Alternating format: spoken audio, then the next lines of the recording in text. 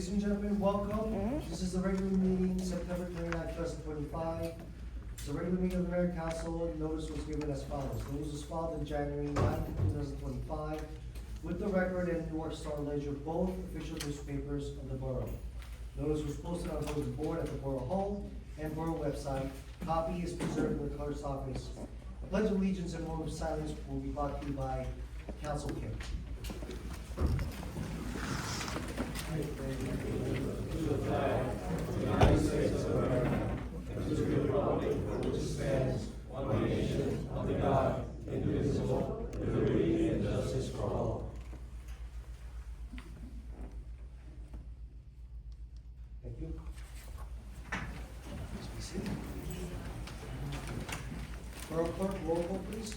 Mayor Kim, Here. Council Kim, Council Lee, Here. Council Min, Here. Council Shin, Here. Council Victory, Here. Council Bonnier, here, Borough Attorney, Here. Borough Administrator, here. Great, thank you very much. As you can see by the gathering of our public audiences, we have a very special event. As a mayor, I have the prerogative to recognize the unsung heroes. And this happened since our 125th anniversary. I came to recognize a powerful truth that Palisades Park is built on the pride and strength of everyday unsung heroes. These remarkable residents, philanthropists in spirit and action, have given selflessly for years, expecting nothing in return. They are the pillars of our town, the foundation upon which our progress stands. Their sacrifices, often unseen, have paved the way for a brighter, more united future. It is with deep gratitude and pride that I stand before you today to continue to honor and announce these outstanding individuals who embody the very heart of Palisades Park. When I call your name, please come up to the podium. Cheryl Manzella, please come up.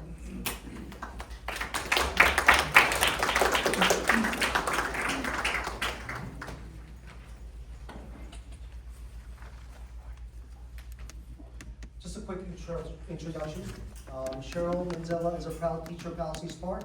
She has been teaching for 35 years. 33 years in Palisades Park. In many generations of first grade and kindergarten students and their parents remember her as a passionate and caring person who positively shaped their lives. She also gave the same to every student like her own. Teachers are almost like part-time parents when the real parents go off to work. Teaching requires more than a lot of patience. It requires a belief that every interaction made with the students will make a difference in the future of the students and for the world, even if the impact was just a moment in their tender age. Thank you, Ms. Cheryl Manzella. On behalf of Palisades Park, please receive your certificate of appreciation.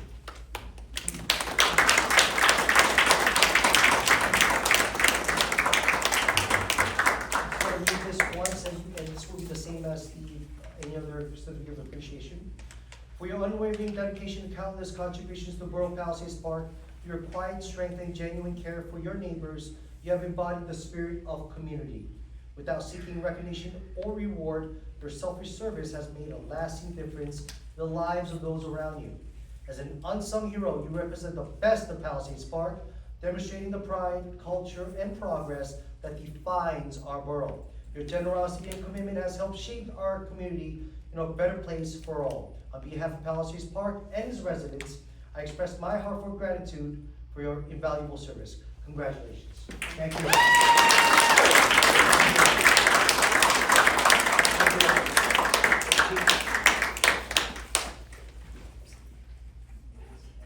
Thank you.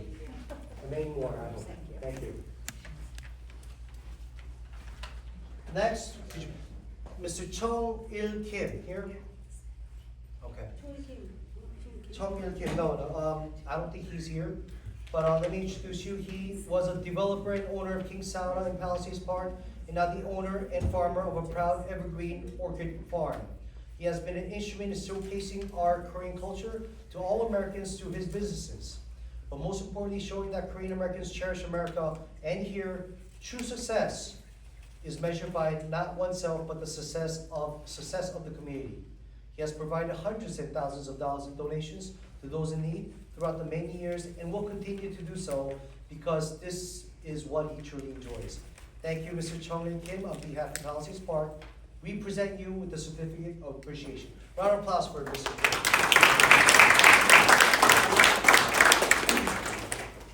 Next person, Mr. Thomas O'Malley. Please come up.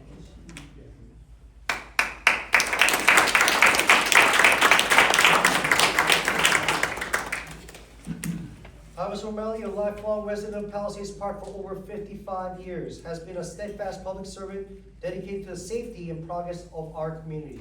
Since 2013, he has served as the borough's construction official, following his earlier role as zoning official beginning in 2002. His civic contributions include service with the Palisades Park Ambulance Corps, the Board of Education, the Planning Board, and the Board of Adjustment.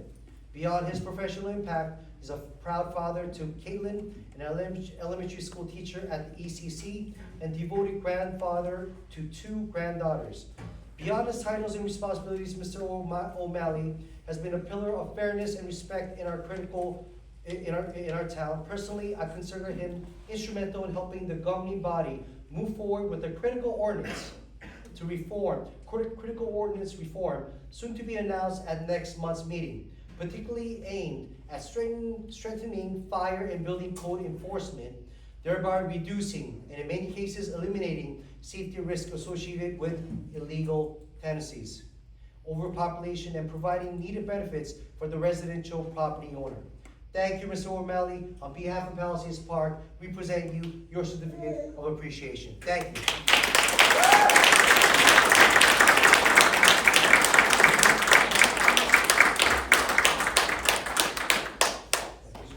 Thank you.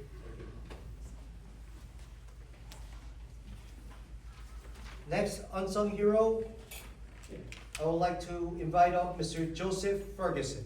Please come up. Let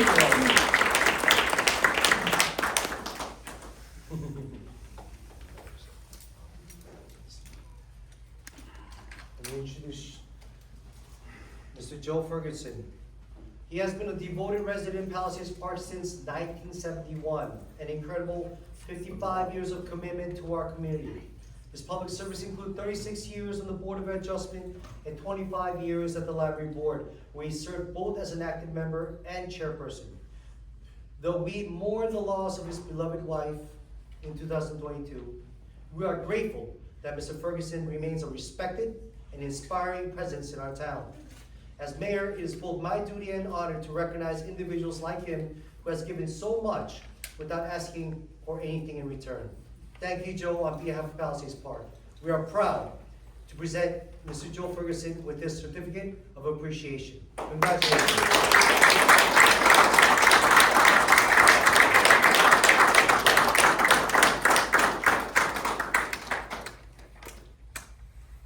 Sir, congratulations. Thank you. Please. Next, could Mrs. Kirin Kang please come up? Mrs. Kang, please come up.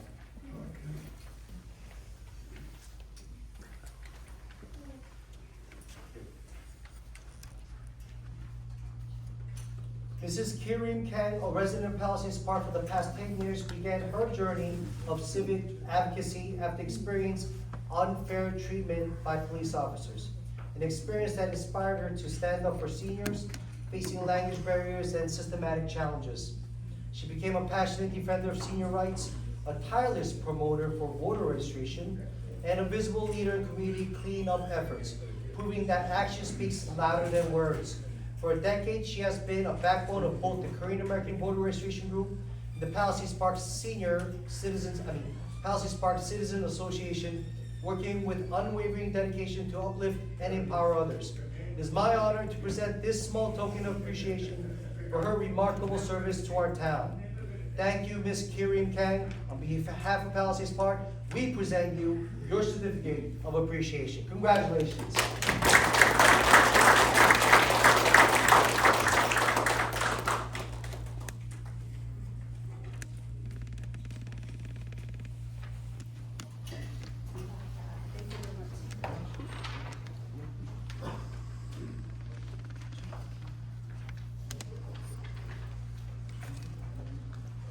Next, could Mr. Jae Rung Choi please come up?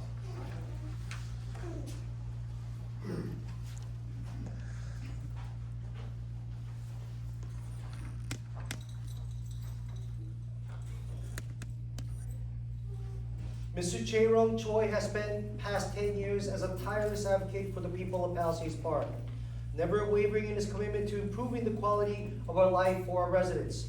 As president of Korean American Voter Registration, he has taken on the vital task of engaging the community, especially those facing language barriers, by providing clear, impartial information and encouraging civic participation. His leadership is defined not by politics, but by deep focus on the shared needs of our town. Whether he's helping shape policy or literally cleaning our streets, Mr. Choi continues to be a hands-on force for progress and unity in Palisades Park. Thank you, Mr. Jae Rung Choi. On behalf of Palisades Park, we present you with your certificate of appreciation. Congratulations.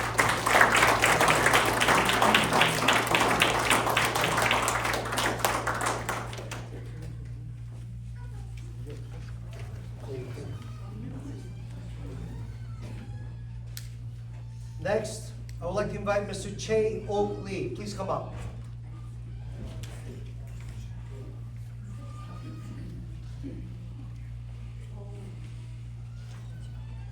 Mr. Chae Ok Lee has spent his golden years selflessly serving the seniors of Palisades Park with humility, compassion, and unwavering dedication. As president of the Senior Apartment Group, he has helped resolve countless challenges at the Palisades Park Senior Activity Center, fostering a spirit of unity among senior residents at 300 Highland Avenue. His leadership has ensured that hundreds of seniors receive the support they need from those who truly understand the struggles of aging alone. From personal experience as director of the center, I can attest that without Mr. Lee and his organization, many would face uncertainty without a helping hand. He is a true public servant, and it is my honor to recognize him. Thank you, Mr. Chae Ok Lee. On behalf of Palisades Park, we proudly present you your certificate of appreciation. Congratulations.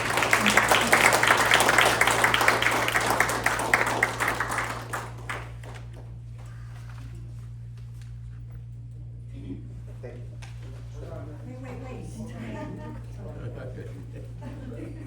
One more picture. One more picture? Is it okay? It's okay? Good.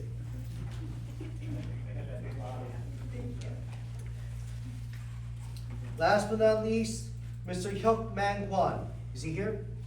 Okay, good. I'd like to announce his certificate of appreciation. Mr. Hyuk Man Kwan has spent many years fearlessly advocating for reform in Palisades Park, challenging local leadership to uphold fairness, transparency, and accountability.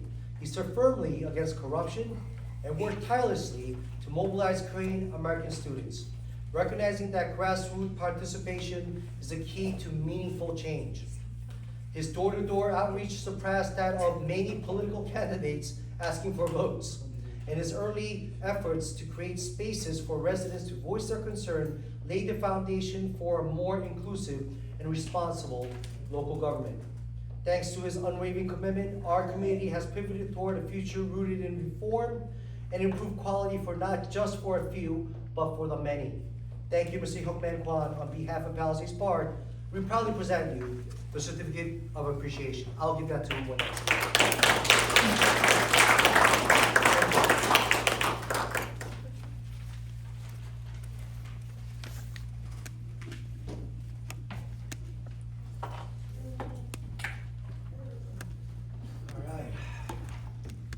Next, I would like to invite the new Board of Ed Superintendent, Carl Albino. Is Mr. Albino here? Please come up. Yes, sure, absolutely. Introduce your name and your position in the Board of Ed. Good evening, Mayor and Council members. This is Sue Chung, President of the Board of Education in Palisades Park. Thank you for inviting me and our new superintendent, Mr. Carl Albino, here tonight. It's been for a while since I come to this meeting to speak in this podium. It's good to see you all here again. And I see the many agendas that the borough and the school district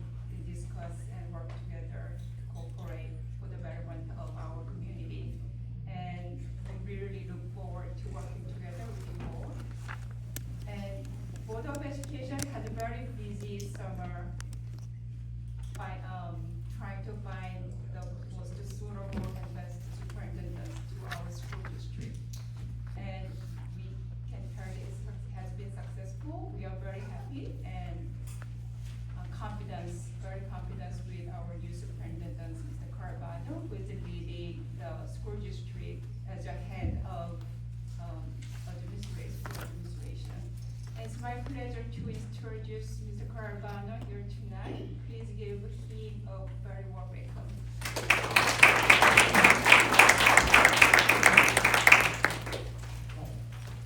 Good evening. I just need to say that it's an honor for me to be invited here this evening to greet everyone and to hear about our unsung heroes in this community. I started at the end of July, and I do come from New York. I'm a public educator of 35 years, and it's an honor for me to be serving this community. I really had to hit the ground running. We had a number of vacancies over the summer, but I'm proud to say that they have all been filled. Those people are settled in, they're being mentored and supported. We couldn't have done it without the support of the Board of Education. And the school year is off to a great start. We've had our back to school nights, we have our goals that are going to be presented at the next board meeting, which revolve around communication, hiring protocols, student achievement, and improved student attendance. So we look forward to seeing those goals through over the course of the school year. And I will just say also, I know we have our police department and fire department representatives here. I will say they reached out to me over the summer and have been nothing but supportive of our safety. Our police department did a safety training with the entire faculty at the opening superintendent's conference day. The fire department has been supporting us in making some upgrades in our school facilities, and I deeply appreciate that support that we received from the town and the borough, and I look forward to being back in the future and giving you updates on our progress. That would be great, thank you very much. I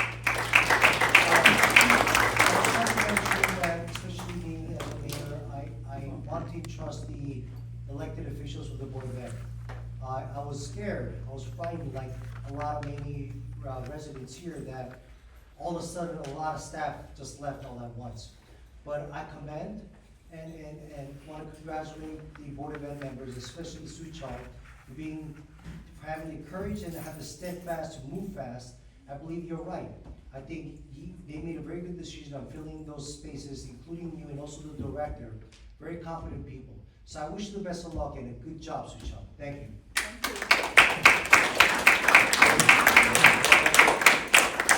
Sure. My name is Charlie Shin. As you know, I'm the member of the school board, the education council of this town, and I'm former BOE member. First of all, I'd like to warmly welcome new superintendent, Mr. Carl Albano. As you know, the town's reputation is built on both its local government and its school system. And both are equally important. While we are doing our best on the municipal side, we know that our schools are currently ranked, not looking good in Bergen County. If you see some records like that, especially, I check the state education departments, the state statistics every month, and of course it's improving, but still not that satisfactory. So, because people judge the town on both governance and the school quality, so this is a matter of concern for everyone in Palisade Park, right? We have high expectation for our new superintendent and principal too, okay? The community fully supports them, and the school system is essential because it educates the young people who will shape the future of our town and our nation too. Therefore, how well our schools do will directly influence our future. We ask our school leaders to create not just the short-term solutions, also long-term plans so that you can build a new and improved educational system. Of course, you are interim, but I hope you could set up some long plan too. We in town government will do our utmost to support these efforts. Ultimately, we see it as our mission to keep our town thriving, not for personal gain, but for the good of the entire community. If you encounter any difficulties, please let us know so we can work together and move forward successfully. Thank you.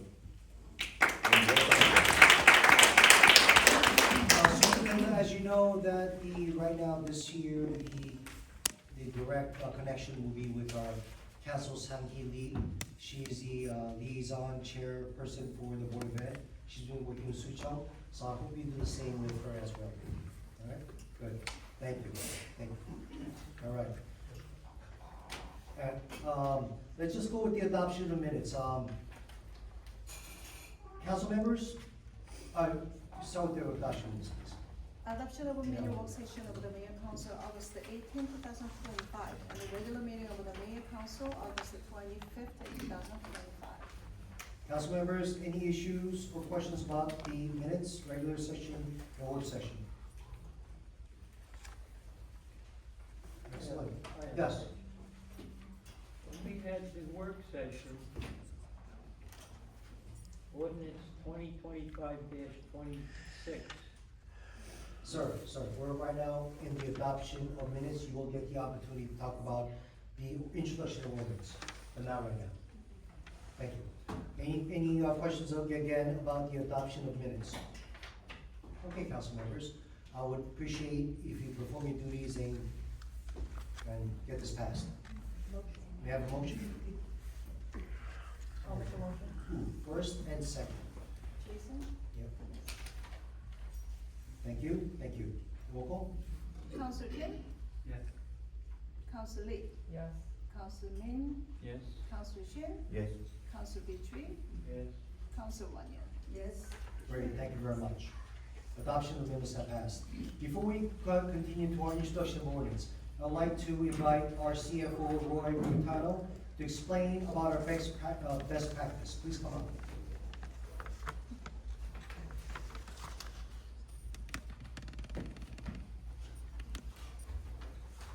Good evening, everyone.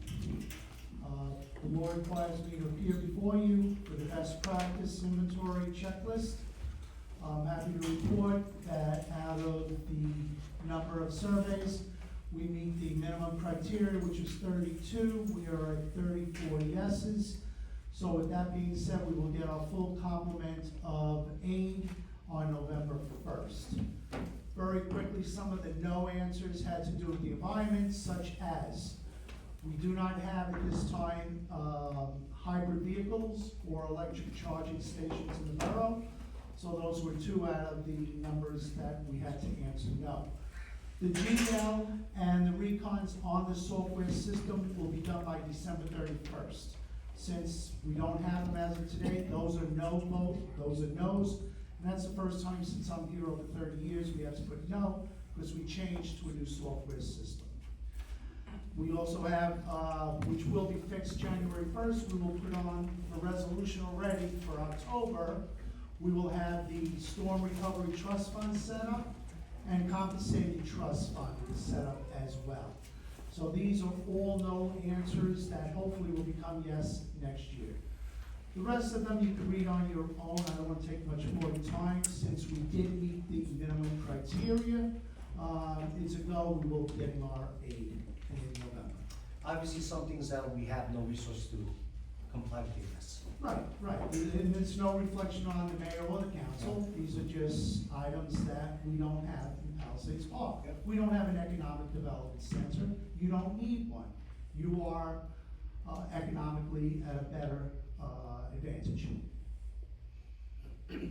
Council members, any questions? Thank Thank you very much. Before we continue, Mr. Helmet Popovich, please come up. We're just announcing you, I'm glad you're here. Make it quick, please come up. I did explain why you deserve this certificate of appreciation. Again, you've been a forefront leader of advocacy and reform. It took you a very long time and effort. You cried, you teared, you bled, and you sweated. And we recognize that. So, for your unwavering dedication and countless contributions to the Borough of Palisades Park, through your quiet strength and genuine care for your neighbors, you have embodied the spirit of community. Without seeking recognition or reward, your selfish service has made a lasting difference in the lives of those around you. As an unsung hero, you represent the best of Palisades Park, demonstrating with pride, culture, and progress that define our borough. Your generosity and commitment have helped shape our community into a better place for all. On behalf of Palisades Park, please accept this certificate of appreciation. Thank you. Round of applause.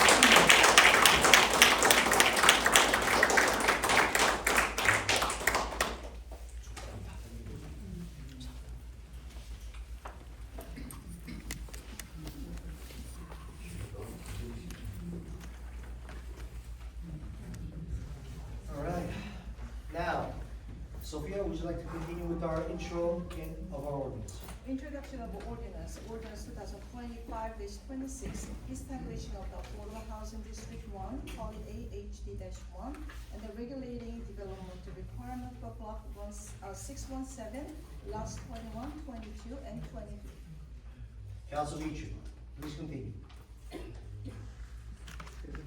Please continue with your comment concerning ordinance introduction 2025-56.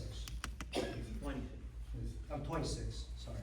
At our work session, we had the ordinance 2025-26 requiring illuminated address signs for residential properties. Sir, we're talking about ordinance 2025-26. Do you want to talk about the introduction? Is there some, Yeah, no? that's it. Yeah, we don't have that. We don't have the illumination. Matter of fact, the illumination is still in work in progress. So we'll prepare for you by next month. In the work session, you'll get it. You have plenty of time to review and come back to us in the work session. Okay? So all other question? Yes. So all other ordinance that were listed during the work session, the first three is now ready, or What's the first three? Could you please name the title? the illumination and Yes, the that's still in the works. We're done. unified signage? It's still in the works. They come together. What we try to do is that make sure that at nighttime, the residents, new homes, not old homes, they're all grandfathered in, new homes that require illumination of their address numbers. It's very important that it brightens up at night. It creates accidents, people get lost. So I think it's a very good idea. The other thing is the councilors put it together to also incorporate the update of the awnings and the way the commercial businesses should display their awning and their signs. It's still a work in progress, so the other council, Scott Scumhole, and our building enforcer, building director, Tom O'Malley, they're gonna work on it and try to do the finding of it. So I took it out. They need more time. What about tree service? Tree Street is out. We all decided it was too much of a pain in the butt, to be honest with you. I agree with you. It was just so much. I said, yeah, just forget about it. I tried. See, it's kind of unfair, guys, right? It seems like it's a unified law. I mean, not a law, but understanding it. It happens in every town. If your property, I mean, if your neighbor's property tree grows over to your property, right? The law says that, you know what, you could ask your neighbor, could you cut it for me? But if the neighbor goes, no, thank you, you have the right to go, fine, I'll give you a formal notice. I'm gonna cut whatever your property is crossing over my property, which are the trees. But I kind of felt that that's kind of being unfair. I mean, the tree is not your property, it was your neighbor's property. Even though you wanted to maintain it, you didn't have the right until it went over crossing and encroaching your property. So I was hoping that we could create a law that says, you know what? The resident who has a tree that's going over this property should be responsible. But because the attorney and everybody else thought that this is a private matter, it's best that it's untouched. So I took it out. Yeah, I thought, I did some research too, and I think the borough, as a borough, we're actually involved into their private matter, so I think it's a good idea to, taking that ordinance out. So is it on hold or it's just? It's out, council. We tried, at least we tried, because we understand the residents being unfair. But it is a private issue, it's a tort claim. The attorney said just leave it alone. I'm gonna follow the attorney's recommendation, and I'm happy that you agree. What's the other one that you said? You said there was three. That was it. That was two. No, illumination and signage. Oh, so just to be clear, the illumination and the signage, illumination for the residential, the signage for the commercials, they're gonna come as one ordinance. That's why it's two. It's not three. No, 26, 27, 28. Yeah, it used to be three. Yeah, But right, two of yeah, those but combined. all is Yeah, well, combined, right? We're gonna- Right now they're all done. Proposed ordinance will be combined. It will be combined later. May, Yes. question, on this 2026. The current 26, Where is 2026, sir? the one that's on. 2025, 26. Okay. Yeah. My question here is, At the work session, we're requiring illuminated lighting. Oh, no, sir. No, you're on the wrong. You're the wrong end. No, How many of them? Councilman, they were renumbered. The dealing with the So we're just renumbering? illumination. I'm sorry, sir? I say you're just renumbering? They were renumbered, they were renumbered because there was no ordinance. So the next ordinance But number it up was at the work is session. 25, 26. At the work session, it was there. Yes, Now, sir. now we're having a regular meeting, now you change 2026 to establish affordable housing. That's my question. That was, It's because that the was three we just talked about is 2027, sir. eliminated, it's out right now for this month, that's why the next order, chronological order becomes 2026. Yeah, Councilman, the next, for first read, the next one would be what you were looking at is 27.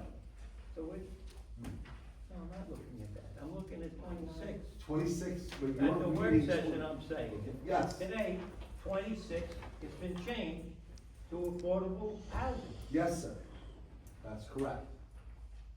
So we just decide, when did you decide that we changed it? Sir, So, no, no, you go ahead, go ahead. Yeah, explain it to me, I'm a little slow. You're not- We will, the ordinances are introduced in numerical order. What was under the work session, 2025-26, was pulled. That means that that means that 2025-27 for the work session, in numerical order is now 2025-26. The question again is, when did you pull it? We just had that discussion, sir, between the work session and And Friday, and Friday. Right, when the- well, that's what I'm asking, because I didn't know anything about it. Well, the I'm packages looking were at this. delivered, the packages were delivered by Friday, sir. What? Yes, Yes, sir. sir. Okay. Thank you. All right, let's go with the introduction of ordinance 2025-26, could you read that one more time? The ordinance 2025-26, establishing of the Affordable Housing District 1, called AHB-1, and the regulating development requirement for block 617, blocks 21, 22, and 23. Again, the ordinance number has changed, but the contents has not changed. Any questions about this ordinance concerning HAD1, Affordable Housing District, On first read. on the first read? No? All right, good. May I have a motion to?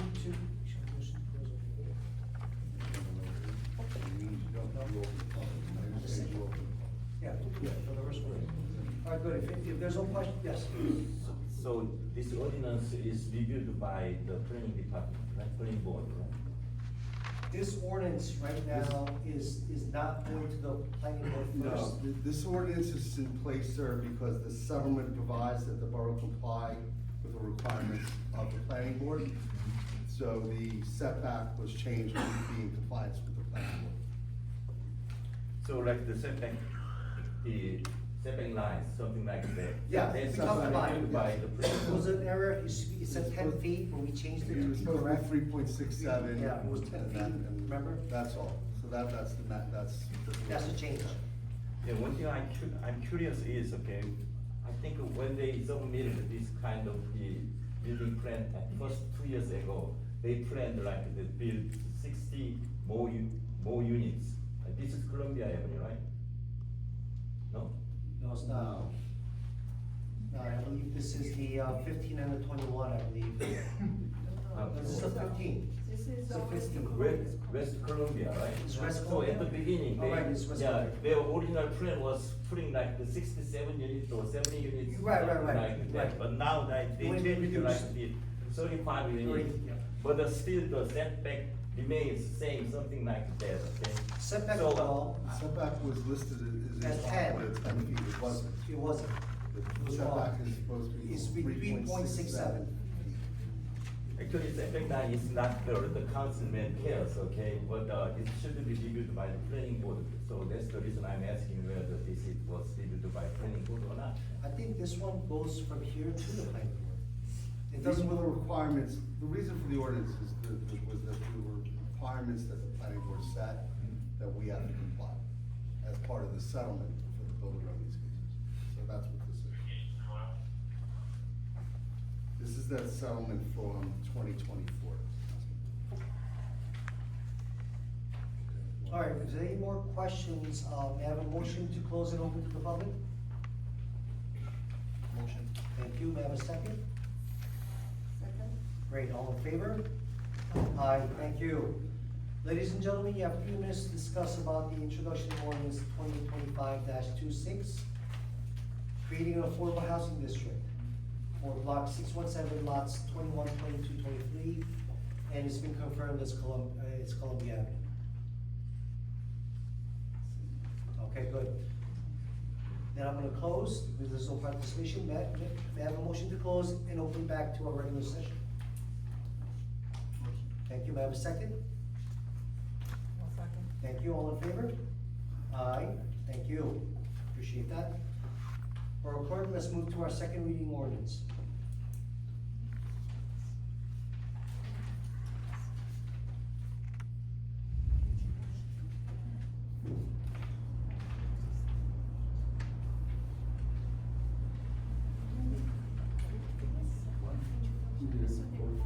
We have to vote for it? Oh, we have to vote. I didn't know if you were gonna do one, Okay, you're right, you're right, you're right, you're I right. didn't know if you were gonna do all three at once. Okay. No, all right. No, it's my fault, it's my fault. No. I'm sorry, Mayor and council members, we're supposed to vote on introductions, pass to the second reading. It's my mistake. We have a motion to pass the reading, the first introduction reading of 2025-26. May I have a motion? I'll make a motion. Thank you. May I have a second? Thank you, I appreciate that. Roll call? Council Kim? Council Lee? Yes. Council Min? I've been saying that this specific area was taken back to planning board and the borough. I don't know, I'm not actually, be honest with you, I don't feel comfortable, voting on this one, because I think it took a proper procedure, in terms of, the application is being kept adjourned from the planning board, and I'm not sure what's going on with this, so I'm gonna say no on this one. Council Shin? Yes. Council Beachley? No. Council Bunyan? No. So we have a 3 yes and 3 no, and then. Before I make my Mayor- decision, because it's a split vote, I want the council members to know, right now at this stage, we're dealing with the court, we're complying with the law. We are not complying with the law. What we're trying to do is get our rights back. Whether you understand it or not, it's very crucial that you vote yes because the court deems it. It's the law, guys. You guys are gonna say no to the law, that's fine, but I'm glad that it's a split vote, so I can overturn this. But right now, it's not about, I don't know, and by the way, Councilman, you were the most closest person that you know about Builder Remedy. I was the one that talked to you the most. You told me, you guys told me about improper procedures, this and that. We need to get this passed. If we didn't get this passed, we will have big problems in court. We might have to lose all rights, and more developments like Columbia will be knocking on our door. I don't understand why, council members, because it's an improper procedure. More than improper procedure is very important to all of us. But right now, we have to satisfy the court. It was deemed by it. Everybody agreed on it. We have no choice. But to get 3 no's, I feel that is very irresponsible. And having said that, I'll say yes. Okay, Mayor says yes. So ordinance 2025-26, establishing of the affordable housing district 1A HD-1 and the regulating development requirement for block 617, lots 21, 22, and 23 was introduced and then passed on the first reading at a regular meeting of the mayor council held on September 29, 2025, and all the published in accordance with the law. Said ordinance will consider for the first reading and adoption at the meeting held on October 27, 2025 at 6 p.m. in the council chamber, at which time all persons interested may appear for or against the passage of the said ordinance. A copy of the ordinance will be posted on the bulletin board in the Borough Hall and will be available at the office of the Borough Clerk. So it was passed.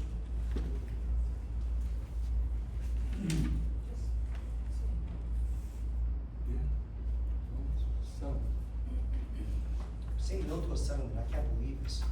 You guys want more problems? It's ridiculous. All right, let's go with the second reading of ordinance. Second reading of ordinance 2025-24, amending ordinance 2025-15, establishments of a salary for year 2025. When Scott was here, we went through this on the work session, nothing has changed. Any further questions about ordinance 2025-24? Thank you. Very good. May I close, may I have a motion to close and open to the public? Thank you, may I have a second? Second. All in favor? Aye. Public, you have 3 minutes to discuss about our second reading ordinance 2025-24. Establishment salaries of year 2025. All right, thank you. May I have a motion to close the public and come back to our regular session? Thank you, may I have a second? Thank you, all in favor? Aye. Great, now without any further ado, we have a motion to pass ordinance 2025-24. I'll make a motion. Thank you, Council Lee, may I have a second? Thank you, Shin, roll call? Council Kim? Council Lee? Yes. Council Min? Yes. Council Shin? Yes. Council Vitri? Yes. Council Wanya? Yes. Okay, ordinance 2025-24, amending ordinance 2025-15, establishment of salary for year 2025 was approved for final adoption by the Mayor Council of the Borough of Palisades at a regular meeting held on September 29, 2025. A copy of the ordinance will be posted on the bulletin board in the Borough Hall and will be available at the office of the Borough Clerk. Thank you. Let's go with the second reading of the second ordinance. Second reading ordinance 2025-25, amending chapter 282 entitled Vehicle and the Traffic, section 24, municipal parking area to include EV parking lots. Council members, any questions about this? All right, may I close the regular? What? Yeah, may I close and open to the public? Thank you, may I have a second? Second. Thank you. Ooh, that was still Lee. Kim and Lee, all in favor? Aye. Public, you have 3 minutes to discuss about our EV rules and regulations. As you guys know, we're trying to reform Palisades Park. One way to bring in business and attraction is creating EV charging stations or benefits. We're actually installing this EV charging station with our additional, what is it, Roberta, 24? How many more parking lots was it came out to? Yeah, there are 18 parking spaces at Eight? 12 Bellevue. At 12 Bellevue, we're creating 18 more parking spaces at 12 Bellevue because we need that in Broad Avenue. We're gonna coat this as a green parking lot. We're not gonna use electrical grids, we're using solar panels. But then, of course, the EV charge stations require the juice, but then we're trying to save the environment, make it green. Go ahead. There'll be 2 of the parking spaces for The electric. EVs, yes. And we need rules to regulate those 2 parking stations. All right, yeah, nobody, anybody from the public to discuss about ordinance 2025-25? All right, thank you. Yes, please come up, name and address. And by the way, we told you about the 12th Street at Trio. We filled in the potholes with hot patch, and right now we're in the process of trying to. It's hot now, I confirmed it. Okay, thank you. And then we're on the way of getting grants, because we don't wanna increase our taxes. Hopefully we'll start the repaving this year, if it's not, it'll be first thing in the spring. So please let your I'll let them know. board know that we're working on it. Thank you. Please go ahead about this I'm ordinance. just curious about the, where you're gonna tap the, so you did say, besides the solar, you have to have electrical. Only electrical grid that's gonna be connected is the EV chargers. Can't do it on solar. Right. But everything else will be solar. We're talking about the meters, we're talking about the kiosk meters, the lights at the parking lot, will be all LED solar lights. Okay, so you are tapping, real electrical currents from source, right? Yes, for the EV charging stations only. Okay, because we have it in our condo and, we get it from, so the board, we tap it into the condo that charges we have. I was just curious where Sure. the source was coming from. Okay, thank you. Thank you. Any more questions? Great. I have a motion to close the public and come back to our regular section, council members. Thank you. May I have a second? All in favor? Thank you. Now, without further ado, if there's no more further questions about ordinance 2025-25, we have a motion to pass, please. It's a good thing. I'll make a motion. Thank you. May I have a second? Second. Thank you, Jason. Roll call. Council Kim? Council Lee? Yes. Council Min? Yes. Council Shin? Yes. Council Victory? Yes. Council Wonder? Yes. Ordinance 2025-25, amending chapter 282 entitled Vehicle and Traffic, section 24, municipal parking area to include EV parking rules was approved for final adoption by the mayor council of the borough policies by a regular meeting on September 29, 2025. A copy of the ordinance will be posted on the bulletin board in the borough hall and will be available at the office of the borough hall. Thank you. The office and agenda is all crossed out because we had to pass it during the work session. Thank you for understanding why we had to do that in the work session. Before we continue with our consent agenda, council members and the clerk and everybody else here, I would like to pull out resolution 2025-290, authorization raffle ticket. There's 2 raffle ticket authorizations from the Fort Lee Elks Club. But according to our borough clerk, that resolution 2025-290 was not complete. Unfortunately, we have to follow the law, so we're gonna have to take this out. It will be stricken out from this statement. Will not be part of it, just for the record, council, members, it's not, 290 is not part of the consent agenda, and you will not be voting on it tonight. Yep, let's take that out, it's not a table. Now, go ahead. After the consent agenda. Or let's go with the consent agenda. Consent agenda resolution 2025-276 through 2025-293, exception of resolution 2025-290. Thank you. Any questions about consent agenda? I just before let me go first, if you don't mind, Councilwoman Yu. Concerning resolution 2025-277, I've been working with the court, I've been working with the judge and the prosecutors, trying to find out how we could expedite the funnel effect that we've been having during the court cases. There's a lot of confusion. It seems like the people who are here to come to call on their charges need more time. And it was decided that it would be more efficient. It would prevent the funnel effect by hiring another translator that could work here in the court and also outside as well, because all the action happens outside as well. So it is all decided that this will definitely improve the the efficiency. So this is the recommendation that I wanted to do. We put a lot of thought into it. It is a great idea. I hope I get your support. That's about it. That's about it for me. Any questions, council members? Yes, go ahead. Okay, so I have several questions. First, the claims, okay? If you look at claims, page 21, okay, we have a Jello and Jello LLC, and they charge us like a little more than $11,000. And at the last meeting, they charge us more than $14,000. However, the resolution to appoint that the cap is $22,000. So this increasing. And besides, we don't have a signed contract for Jello.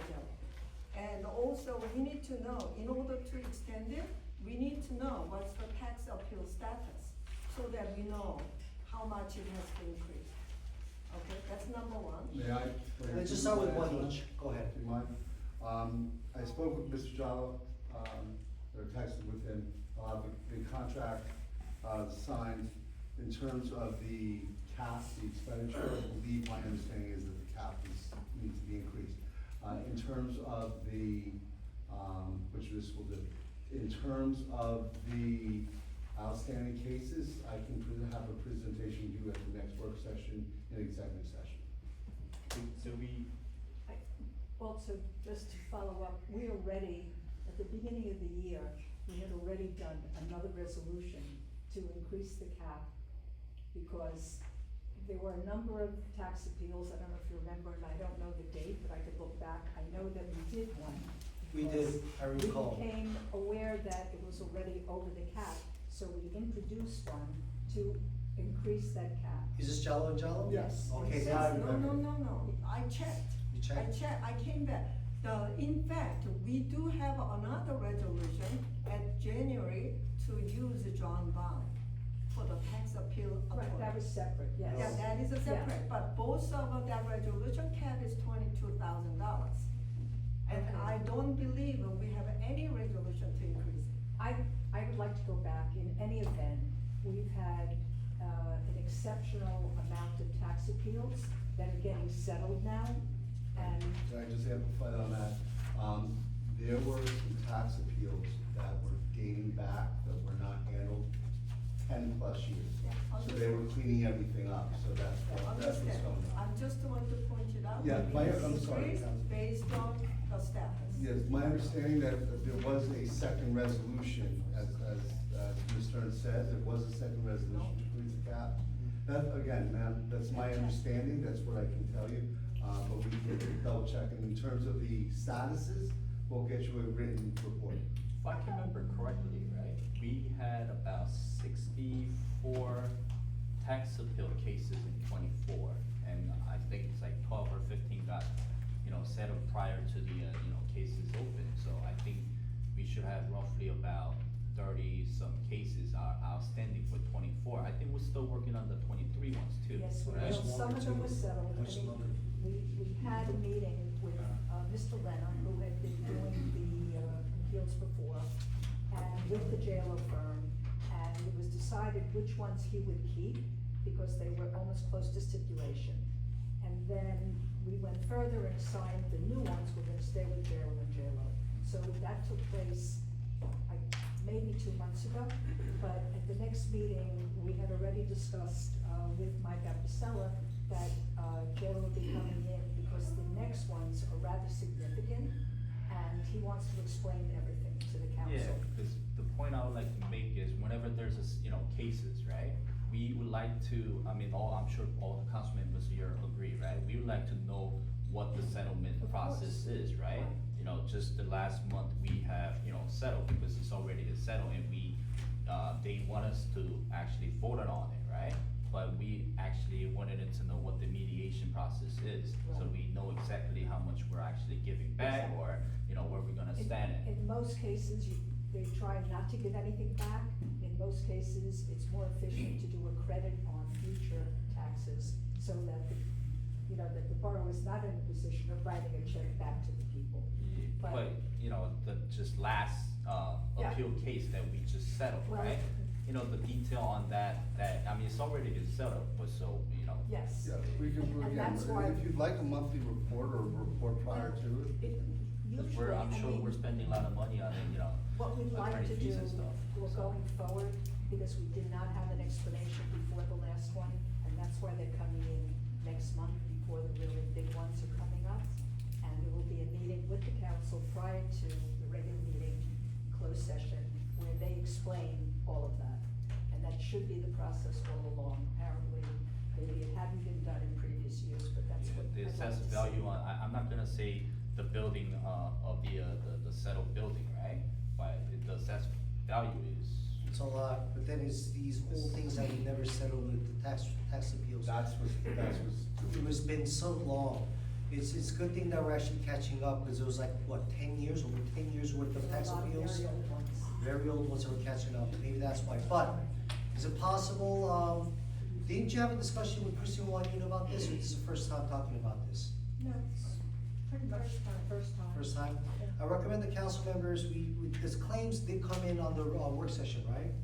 So I recommend that you guys review the claims and talk to the appropriate, where there's gonna be Roberta or the CFO to find out, about this before. Because we went through the work session and we shouldn't be talking about something that should have been talked about in the work session. But since we're gonna open this up, Sophia, it's gonna be a longer meeting than I thought.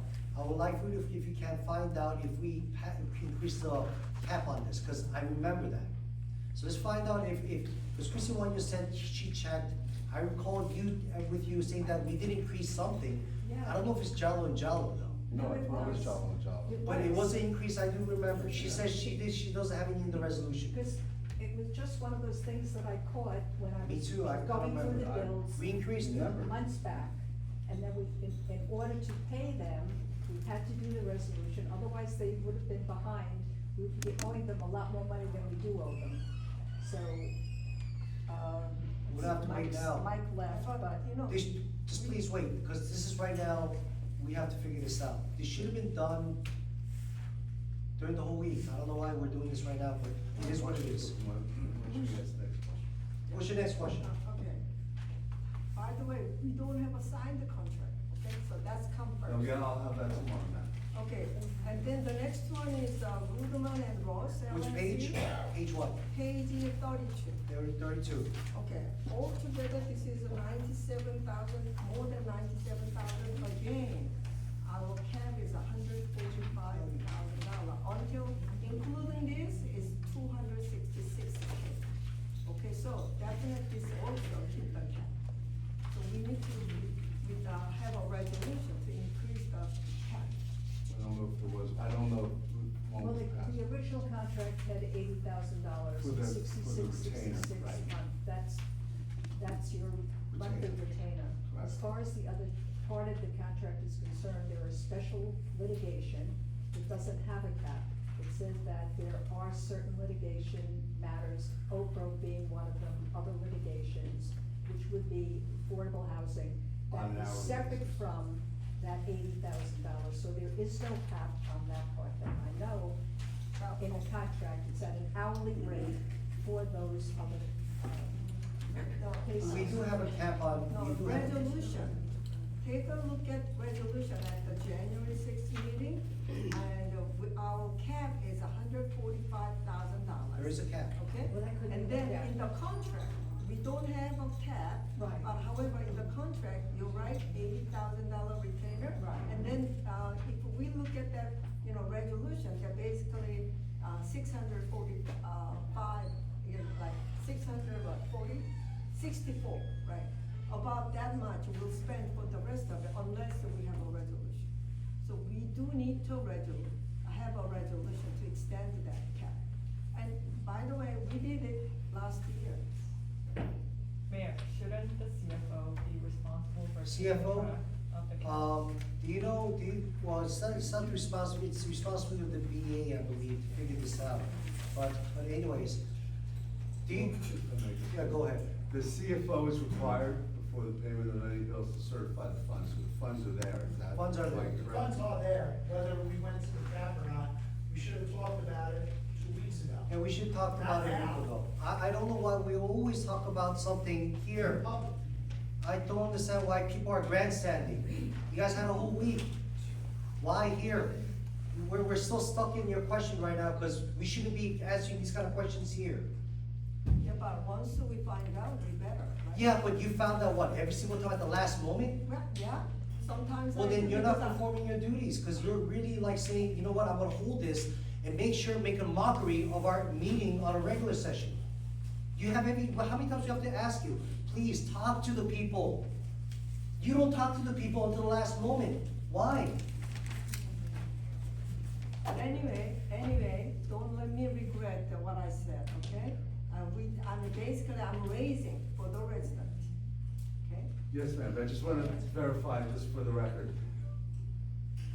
Mr. Rigatano, as the CFO, the bills list has been certified that all funds are available for, that's contained on the bill list. The funds are available, the POs were issued a week ago. Okay, This I is just wanted to not verify for forum the council. That we should be speaking about. All I know is Yeah, right no. now, the Ruderman Roth, we didn't do an increase in cap, that I don't recall, right? No, Roberto? I don't No, so we're gonna wait until the first one, which is gonna be Jalo and Jalo. The borough clerk's gonna confirm if Christine Wanyun, Council Christine Wanyun is correct. If she is incorrect, and if it's there, we're gonna pass that. But, on this, which we call Ruderman Roth, because I don't recall, and so does the BA, that increase in the cap. We're gonna have to wait until the next month, I'm very sorry. again, this should have been discussed before the regular meeting. That's why we have the work session. Can I go on? I have another question. Sure.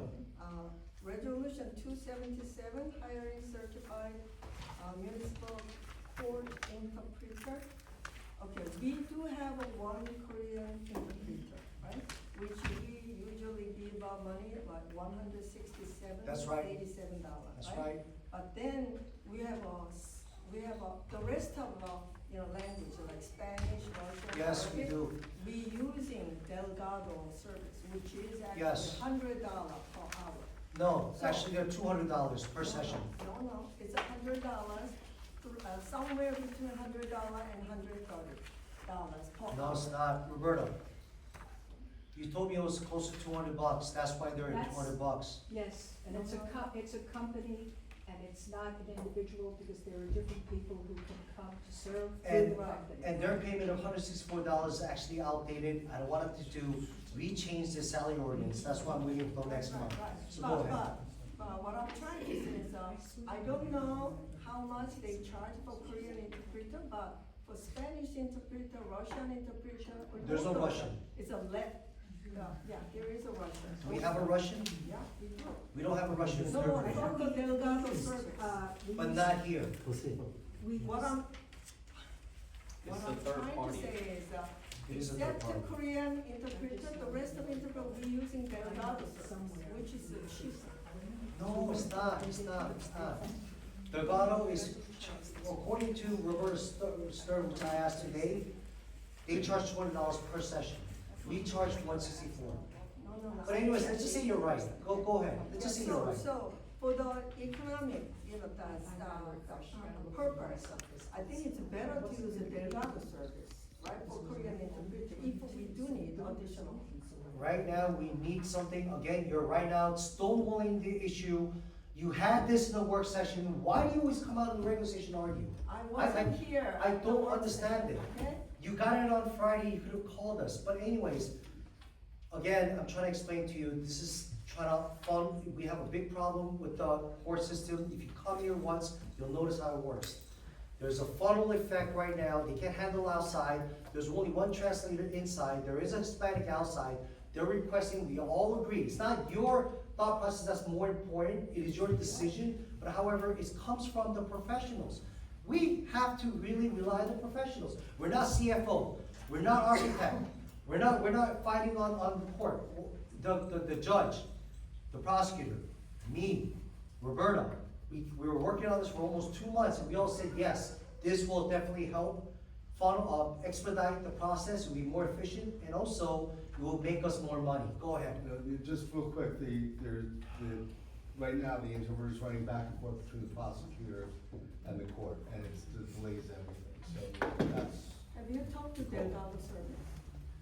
No, I did not talk to the governor, that's my authority, why do you going against my authority? You can say no, Christine, if you want to say no, go for no, okay? Let's not make a mockery of it, you have the right to choose. I said this is a very good idea to get this done, everybody agrees, all the professionals, you have the right to say no, okay? We're trying to expedite this court proceeding, go ahead, Councilman. I have a quick question. Sure. So, how much is this person getting? 164, but it's too low. It's way too low, but I didn't want to change the salary guide. So I'm hoping that we could change it next month, but not this month. Because 164 is very, very low. Delgado makes, yes.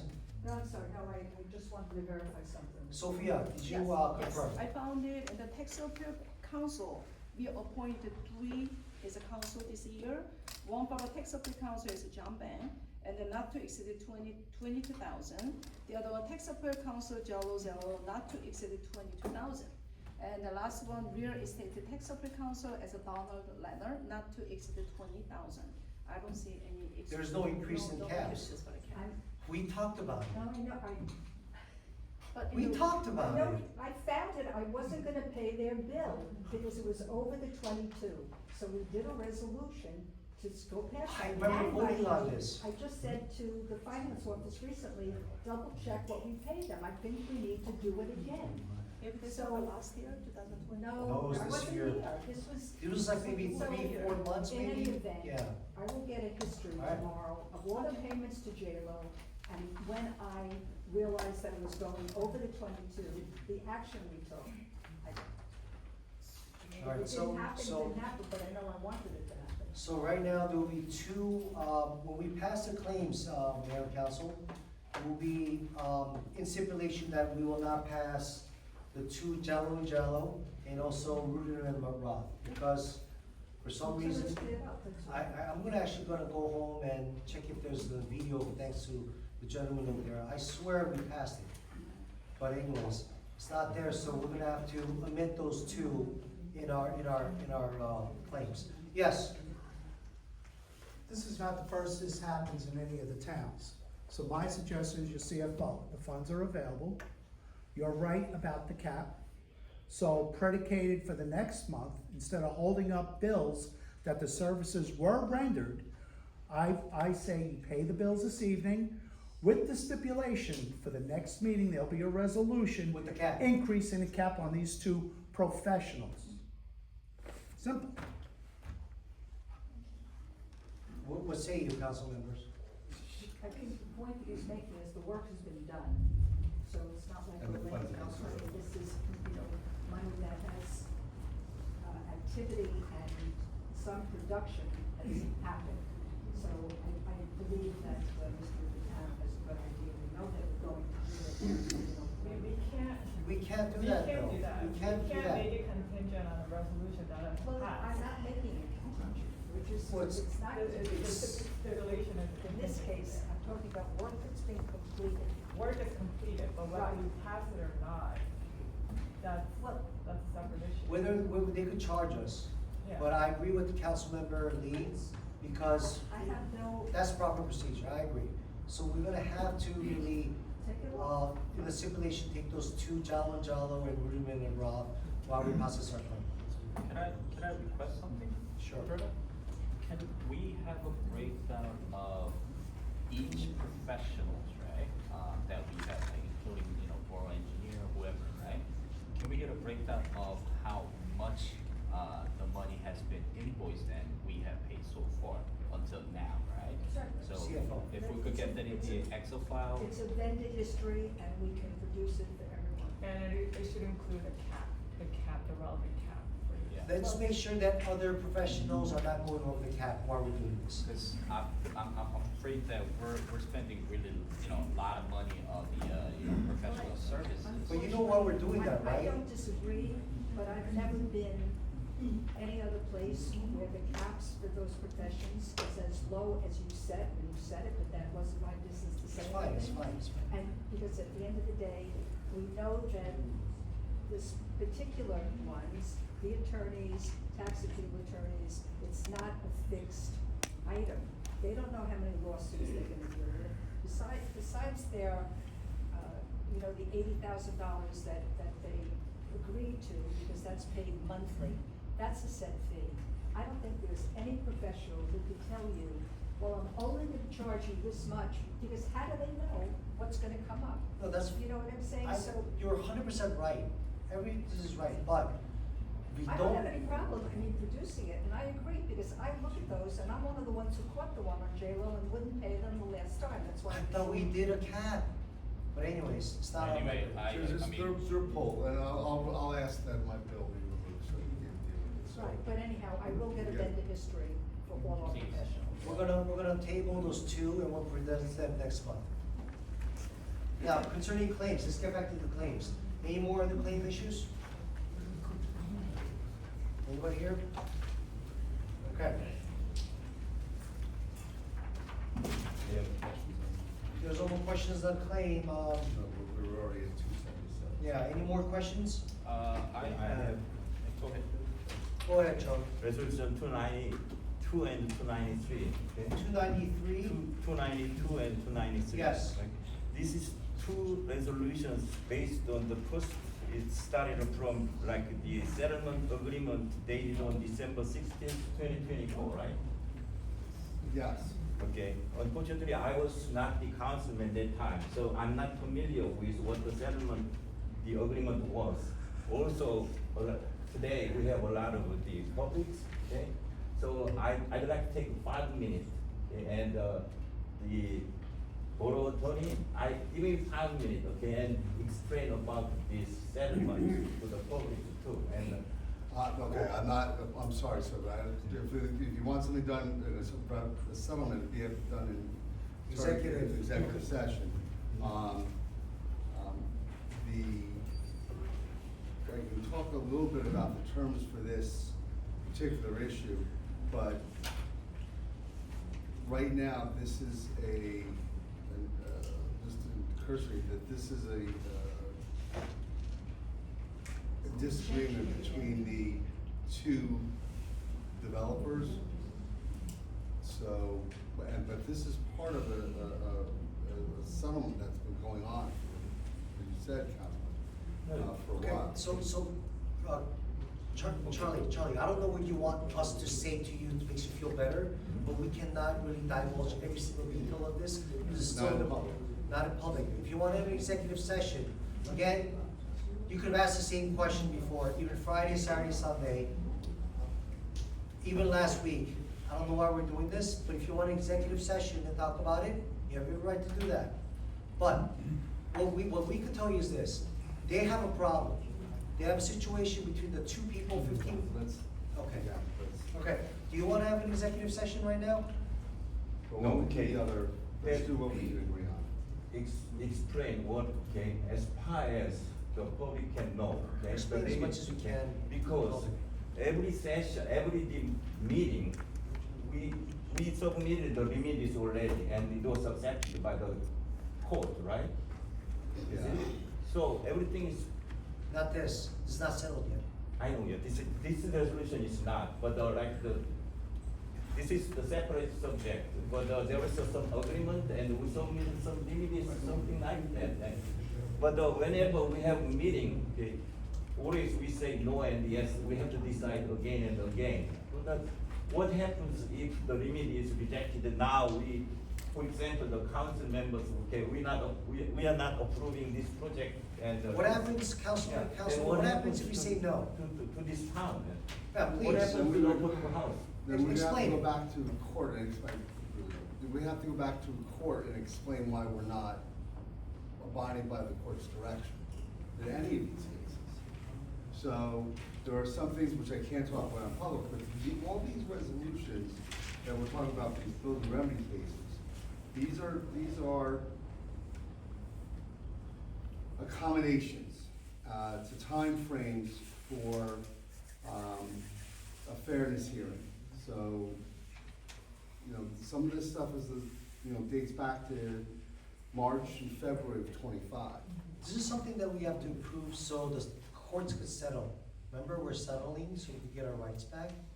This is part of the It procedure. defines it in the first, second whereas clause, whereas the subsequently reviewed and approved by the Superior Court of New Jersey within the consolidated action as defined in the agreement in March 14, 2025 order, memorializing the outcome of the fairness hearing, which was held on February 24 of 25.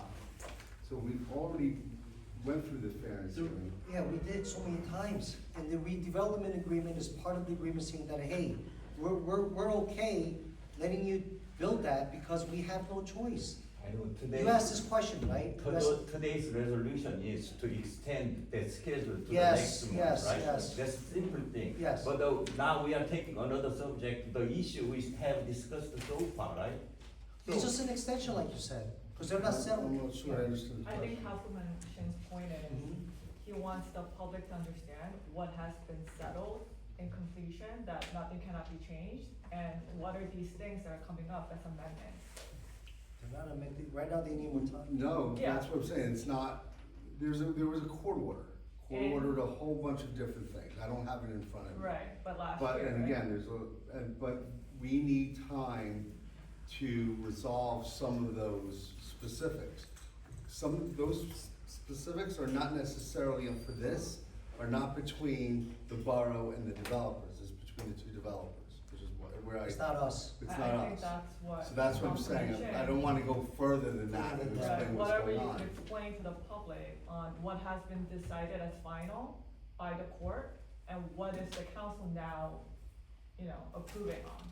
That, I Well, think. what they're approving on right now is just extending the time for them to. For them to Exactly. figure it out. Something like that, something as generic as like that, if you could explain to the public, cause I I think- legitimately, there's a timeline for putting everything together. In this particular case, there's an issue between the two developers that they're trying to come up with a resolution. Because it's two different properties, we have two different resolutions, because there's two different developers. Developers have to work together. They have not finalized their particular issues for egress, so this is giving an extension for the court, so we can sit here and say, okay, guys, you gotta figure out what you're doing. And can you explain It's what not has us. been ruled on as final and complete last year? I'm not prepared to talk about that tonight, we Okay. can. But I I'm not- think that's what Councilman Yeah. Shannon Yeah. wanted to. Alright, so we have, Councilman, we have multiple cases going, I think there's six now? 6 right now, and then. And each one has settlement terms that are different. I wouldn't be able to talk about any particular case without. But like at a right now. high level, what has been settled and done? that Again, nothing I here. can't, well, some of this stuff is still in litigation. That's why Okay. you can't, just in brevity, we're trying to resolve all of these open issues. We have, none of the cases are complete, as far as I know. Not yet, we're getting there. We're working through it, that's what that's why this resolution needs to continue, but no case has been fully resolved. There's no, it's decided, yeah, it's still in the process. And this is just an extension because those 215 and 21 grand has not agreed upon. They have to, They they have, have I'm not continuous. asking for such detailed Can we go to information, the- but even there is some like the articles in the NewJersey.com. Yeah. It What they brings say. this kind of situation, yeah. So we don't have any choice except submitting some remedies to the court, right? Such things the public do not know about that so detailed. We So that's just, what I'm just said it asking. right. Guys, public, you have to understand about Build a Remedy, okay? This was established a long time ago, but unfortunately, the former administration did not follow through for many reasons. I think it's malice. I think they haven't worked their, they haven't performed their duties. But maybe there's malice. I strongly feel that people did it for other reasons. Now, as a new administration, the people, we got sued by the builders. These cases were filed, this administration was sued by the developers for past actions of past administrations, not this administration. So we're now dealing with the aftermath of those. We're still in litigation, counsel, and that's what the issue is.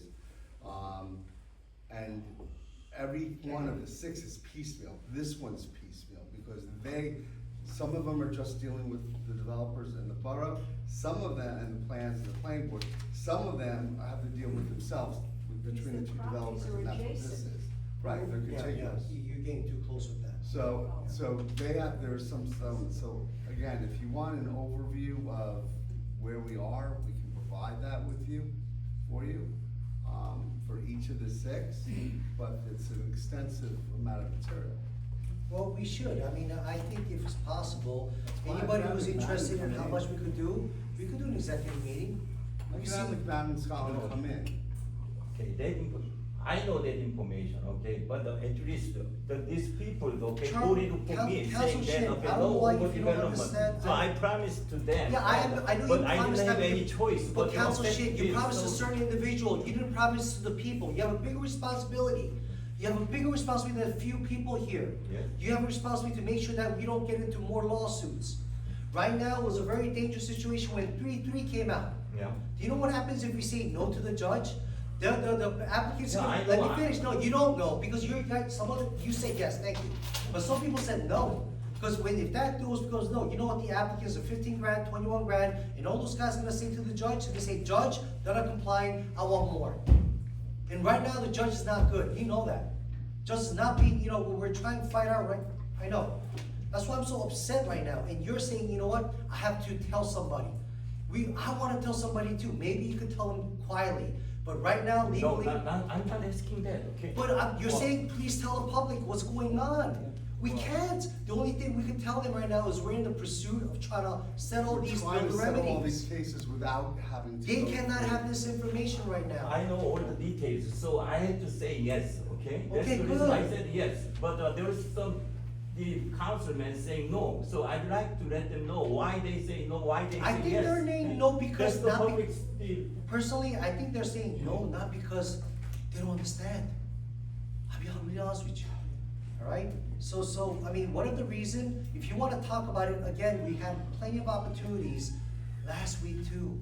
Why are we having this kind of meeting? People are saying, you know what, we're not working together well. Why do we have to open this up in a regular session? We have plenty of time to talk in confidence with the professionals. Why now? Why? I don't understand. And it's Can I just not- say one thing? I mean, if, we're representing people here, the resident of Palaces Park. Yes, That's we why are. we're sitting here, Yes, right? we Now, are. if the resident asks what's going on with the town, right? The borough Mhm. matter, not just the, the litigation matter, all different matters, right?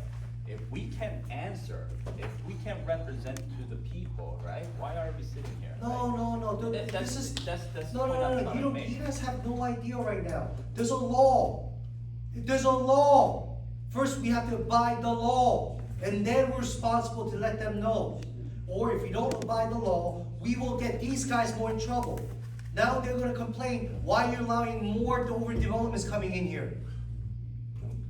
Jeez, I don't In understand. a nutshell, the builder remedy cases, let me just make Mayor, it easy.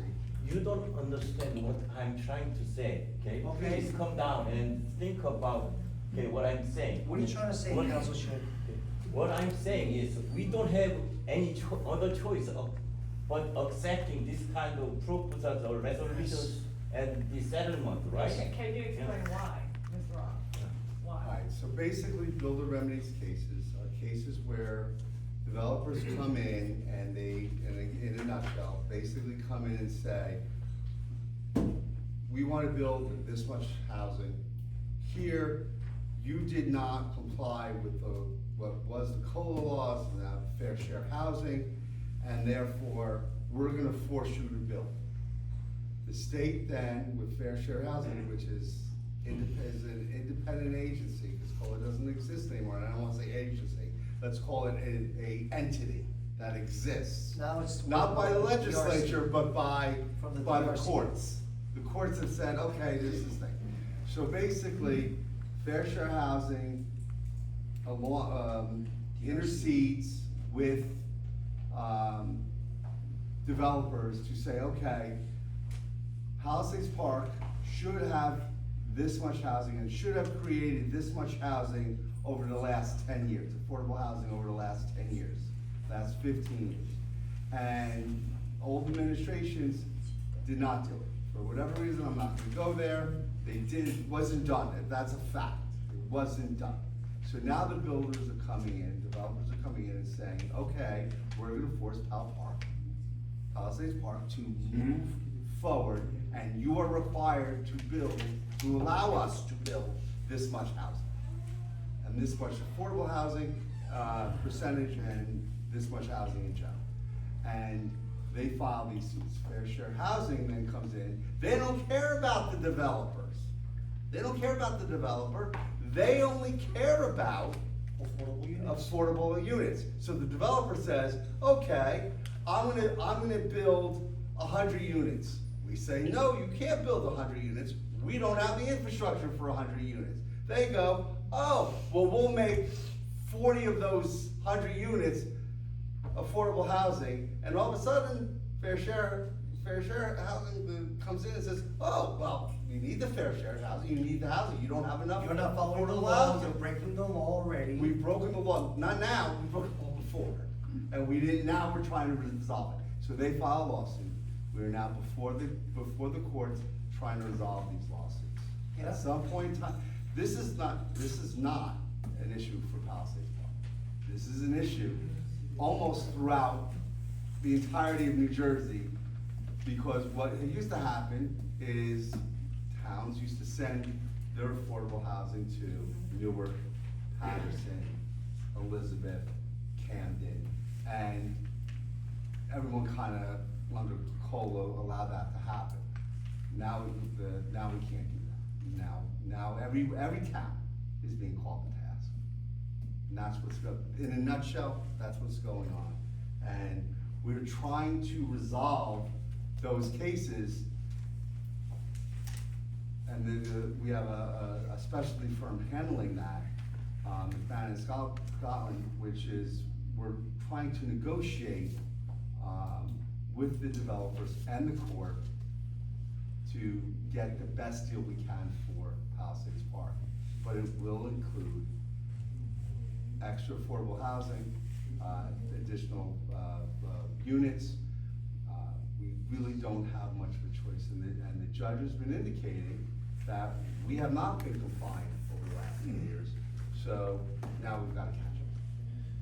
Well, honestly, only thing that I'm sure, I don't know about other councils, but this is how I feel. We know for a fact that we've been sued and we've been settled, right?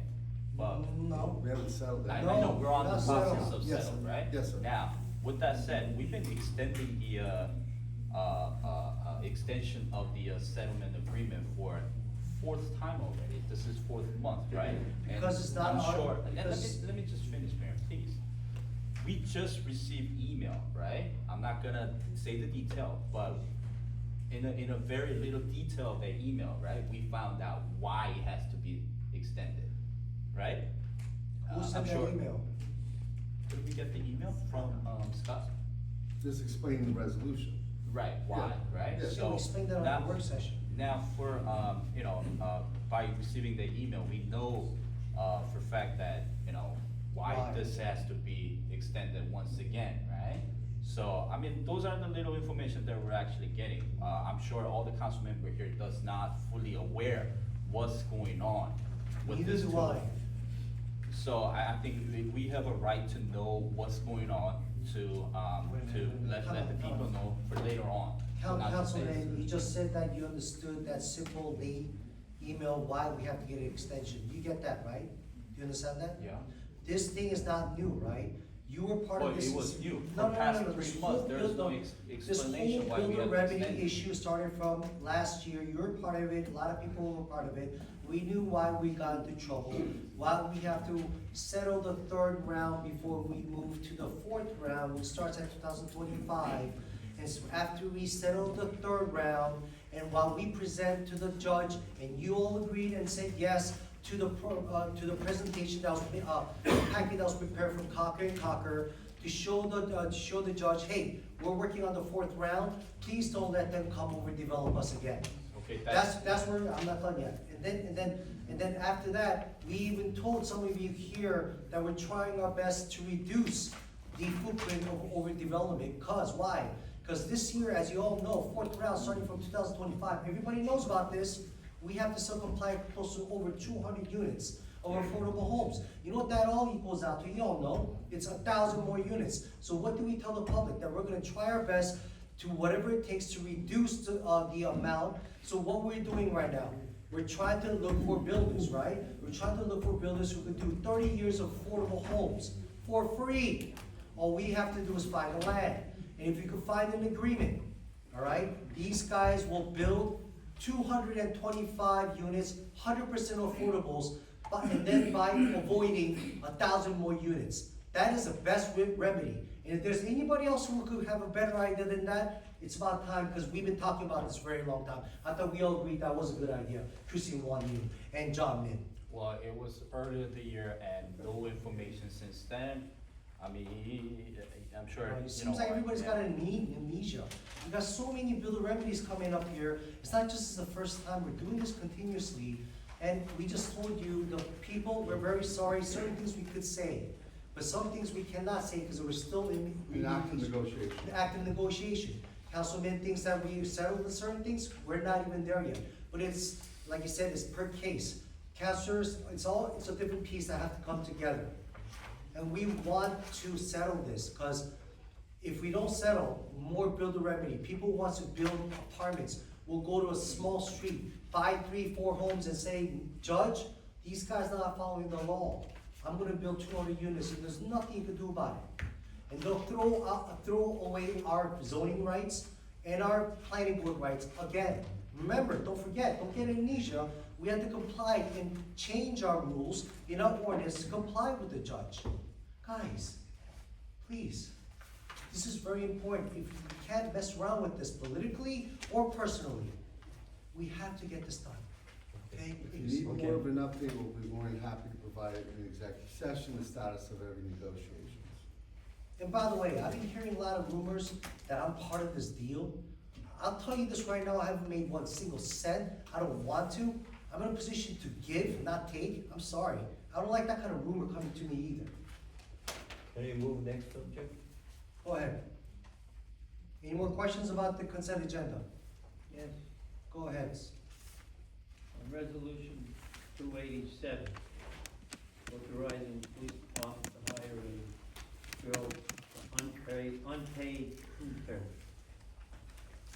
As long as I was a police officer, we never allowed an intern to go into the police department because of the problems that may occur at any minute. And unpaid, I mean, where does that go? That leaves, to me, that looks like a lawsuit to happen. She needs it for coursework. Listen, The summer I'm program, not, sir. I'm not saying anything about what she needs. When I'm you're not talking saying, about the cost, she can't get paid, she shouldn't be getting paid in it fact. doesn't matter, even if she was, but She's not for an with the library. intern in the police department shouldn't be in there because these people come in that are not, some of them not very nice. Oh, They no, bring they're not somebody in under in the arrest. hallway, they're with the director. It doesn't say that. Well, It doesn't say that, I'm they're with the coming director, around. the director's down there, the police department is They're over not even here. close to the police department. Well, that doesn't, listen, read the ordinance, where you show me in here, or the resolution, show me where it says they're with the director, she's with the director. Well, I'm Doesn't just- say that. I'm Sir, explaining to you right now. You're explaining now, but you're She's asking, assigned, it's an assignment for criminal justice degree for, She- I she- in the she's police retired. department, sir, I that's what I'm follow saying. what you're saying about she's doing it for her college. Right, but you have to be assigned to a department, and that's why that says the police department. But then you should have put in there that she's in the director's I office. wouldn't, I If normally she's in the wouldn't. police department, there's It's a Okay, simple- I'm so not to sorry. say that we're gonna have Just another explain it. lawsuit, It's and a God simple, forbid it's the a kid gets simple, hurt. sir, it's a simple. Okay. Resolution, we normally don't do more than assignments per department. If you need backup, we could always provide backup. Concerning the safety, That- Chief, could you come up? Could you explain what the intern, summer intern to get credits for a college did? Thank you. Good evening. This is a college student who is interning to complete credits for her college degree. She has been certified by our TAC officer for CJIS, so she can be inside the building. Thank you. It has been approved by Ms. Stern, so we make sure that she is included on our insurance.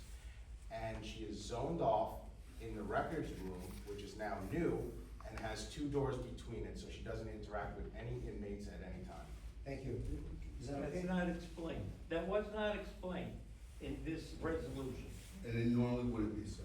So you're saying Well, that, okay. then I'm voting no. I'm sorry. Simple I'm as that. Okay. See, emotions, we don't need emotions, but thank you. I think you was showing It plenty was a of waste of emotions time before. right now to explain what just happened. You had to do We this. just answered your question, but you still wanna do it because you feel like it. Go for it. I'm not doing, I'm listening to Council, you, man, the way you talk. Councilman, go ahead. For that resolution 287, do we receive applications for that position?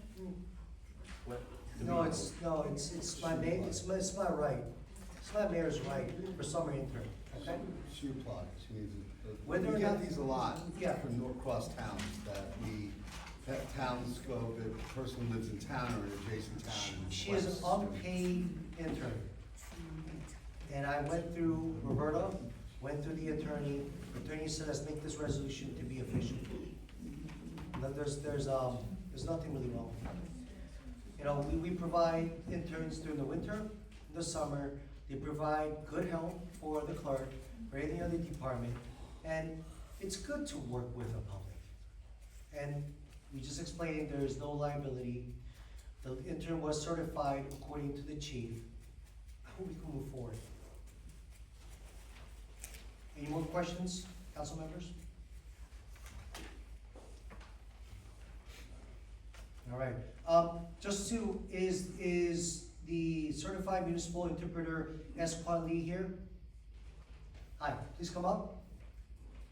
I would like to just introduce you to the governing body. These are the council members. You come as highly regarded, incredible, and I commend you for taking much less than anybody else. You follow the rates that was provided here. She's more qualified than the current person who's inside the court. I mean, just by certifications. So would you please say Give us hello? background. Yeah, give us a background in your name, please. Thank you.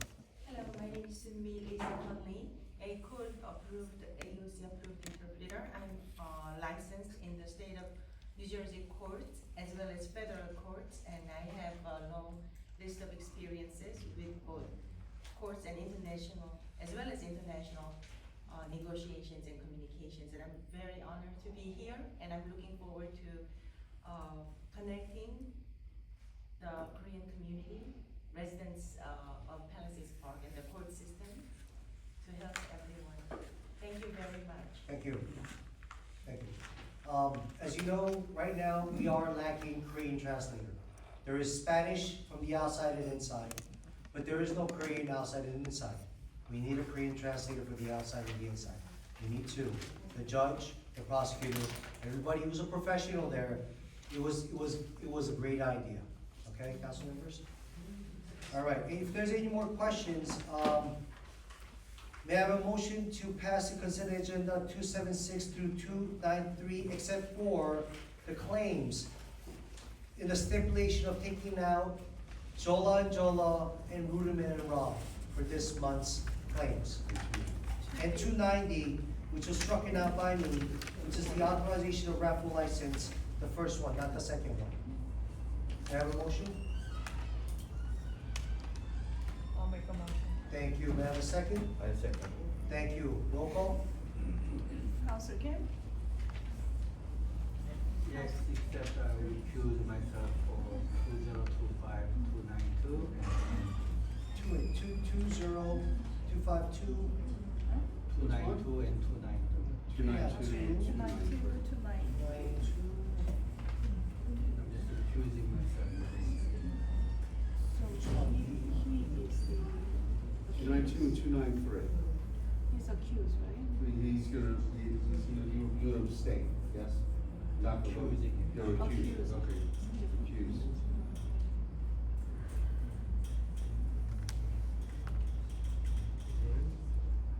He's not Council. counting towards the majority. I totally forgot. Yeah. Thank you very much, Council. Council Lee? I vote yes. I will make one comment though. With respect to claims, I think there is a procedural problem. So I recommend Ms. Stern to work with the CFO to make sure there's never an instance where a charge exceeds an ECAP. It is a simple procedural thing that I think we could simply manage. I agree. So with this lesson, I'm hoping that the BA check all the professional services, that we're not gonna go over cap. Thank you. Council Min? I'm gonna say yes on 276 with the stipulation that we made, and yes on 277, 278. I'm gonna say no on 279. I think the reso. I mean, we have to focus on the current business owner. I think that's how I feel.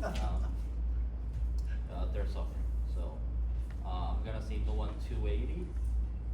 I think the reso is being created just for the new, solely for a single individual, so, I think it's unreasonable. Single individual, who are you talking about, Council?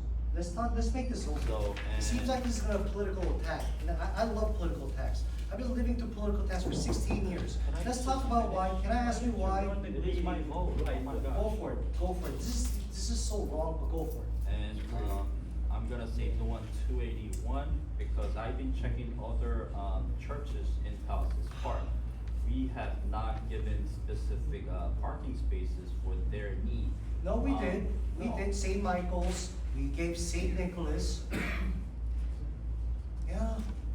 You want to show a picture? I have a picture over here that says St. Nicholas, reserved for Parish, and and then St. Michael's. So I don't know, but you know, again, But this the is your area- right, go ahead. Area is the residential there. Go This ahead, is go commercial. ahead. Go ahead. 281, no 279, no 280, no 281, what's your next one?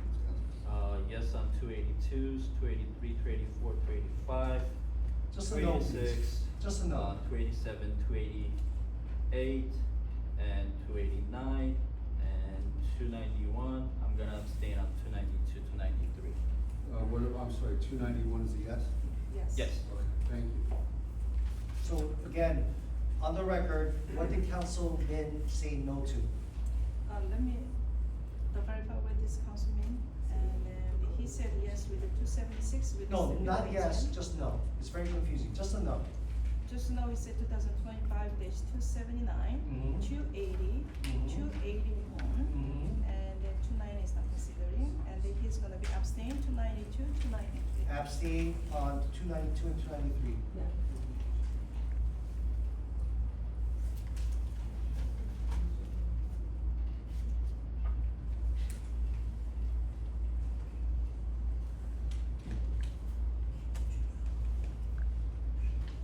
Commissioner, I guess.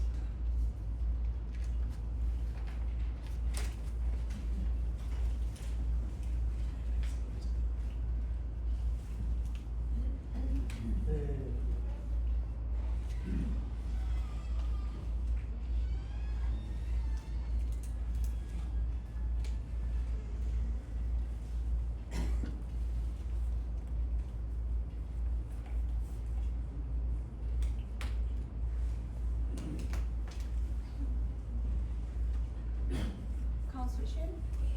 Yes, the comment for 292, 293, okay, those two resolutions is not approving for the developer construct like 1,000 units, right? But this is just the postponing the settlement schedule to next month, right? Yes, sir. So Arrange I'm- it so they can finish negotiating the terms, yes, sir. Thank you.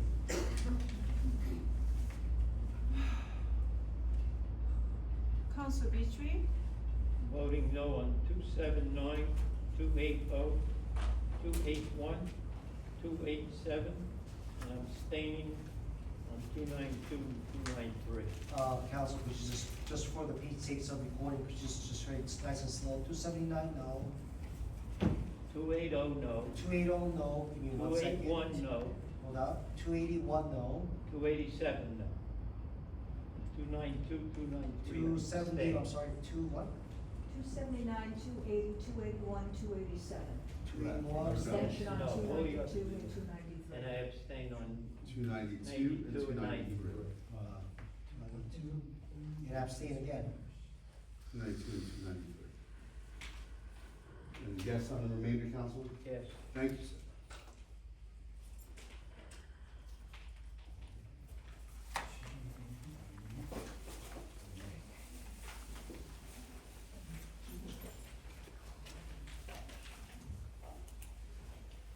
Council Wanyun? I'll say no on 277, 279, 280, and 281, and then I'll abstain, 292 and 293. Now, there's 3 abstains, we can't vote. You know that, right? You guys know there's 3 abstains, we cannot vote on this, we can't pass. We need a majority of the council. This is a majority. You know the repercussions. I'm gonna remind you, put it on record, everybody. 3 council members are gonna abstain. If that's the case, we're gonna have to go to the court, the councilors have to go and explain why we're not following the court. This is not my responsibility. I wanna make clear that I try to encourage and explain to the council members that we have to get this done in order to protect our rights. We may lose our right because of this. It's not my fault. Just, Councilwoman, I'm sorry, you said no to 277? Yes. No to 280, no to 281. No on 277, no on 279, and no on 280, and no on 281.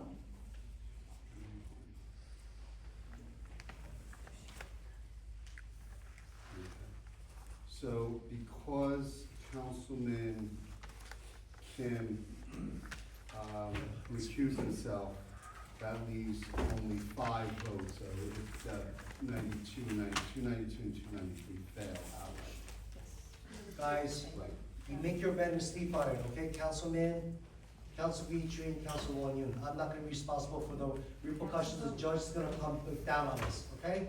There might be more developments coming in, thanks to you guys. Hold on. No, I'm serious. No, but hold on. 279 is a tie.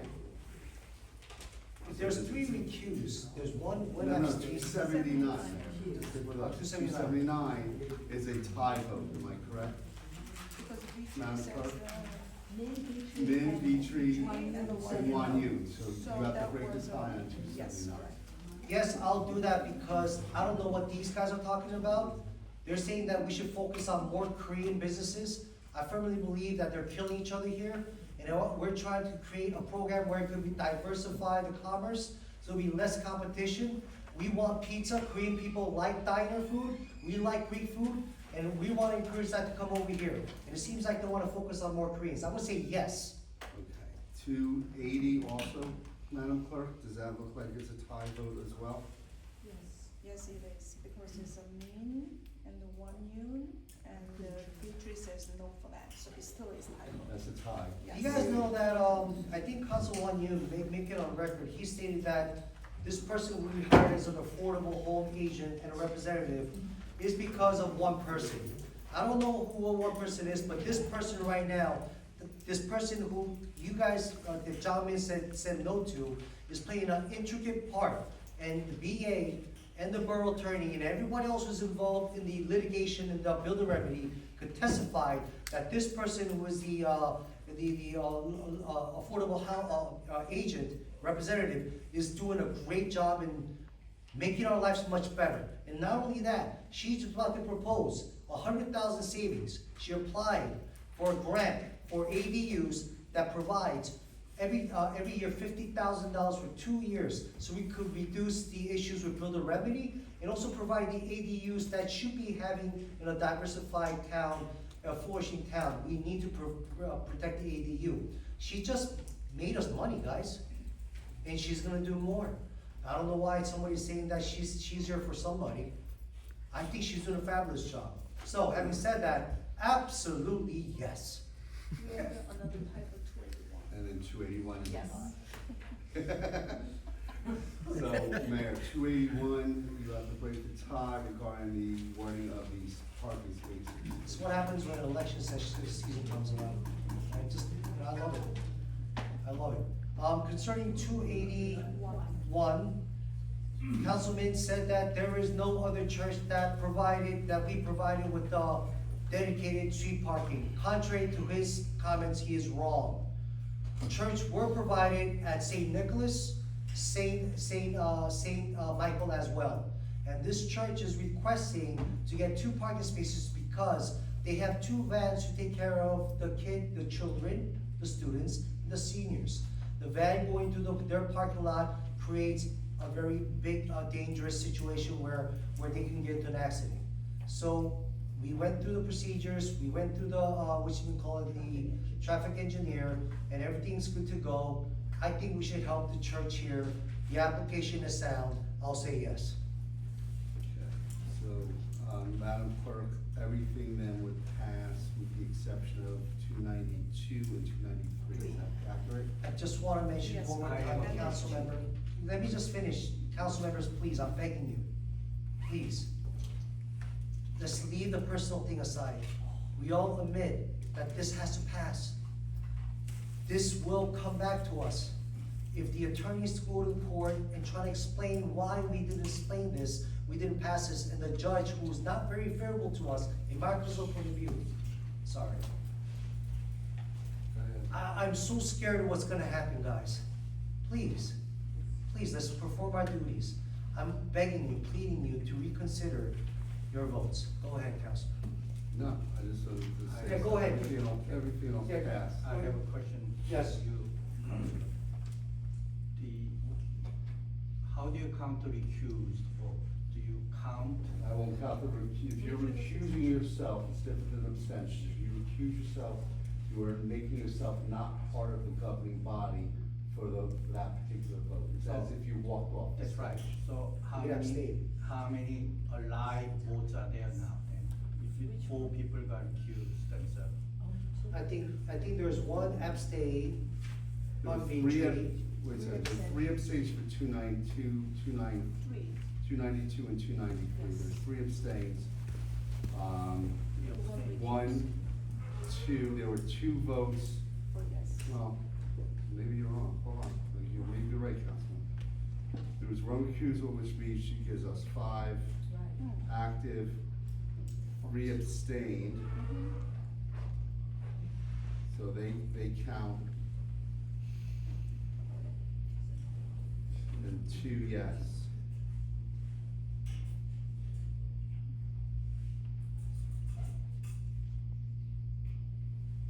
Or do they all abstain or recused?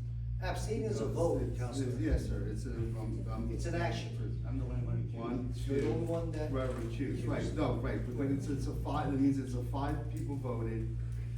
2 would say 2-0, it's 2-0-3. What does that mean? It means that was passed, right, we passed them with 1, 2. I don't know, be sure, Councilman, take your time. I'm already confused right now. Well, the votes are done. Yeah, but what is the number? Is it legit? Can we pass, or is it? I think it passes. Now that I'm looking at it, the councilman's right. So how It many, wasn't enough. yes were there? There were 2 yes, 2 yeses, 0 negative, okay, and 3 abstentions. abstentions, 3 abstentions. So the vote is 2. plus 1 recuse. Well, wait, recuse doesn't count. Yeah, it doesn't It's count. 5. So there's It's 5. 2-0-3. So that means it passes, because it passes. Oh, thank you. Thank you. Councilman, you're right, thank you. Thank you, thank you, thank you. Not what I said. No, you gotta make me think, I got thinking they were nothing. That's We're why, playing you're with right. fire right now. I just can't believe it. Thank you. Thank you. We gotta vote. We gotta pass. Whew. All right. Thank you very much, council members. Before we go to the council reports, I would like to invite our affordable housing liaison and our counterpart with the lawsuits that's happening. Ms. Diane Gloria, could you please come up and explain about what you have provided for us with your application? Good evening, Mayor, Council President, and Council. We did a presentation throughout the state of New Jersey. Each municipal housing liaison submitted an application for the Governor's Housing Conference to look at our proposals for both affordable housing, ADUs, and some of the programs and educations that the state has through the Department of Community Affairs. Currently, our department is being overseen by the Department of Community Affairs.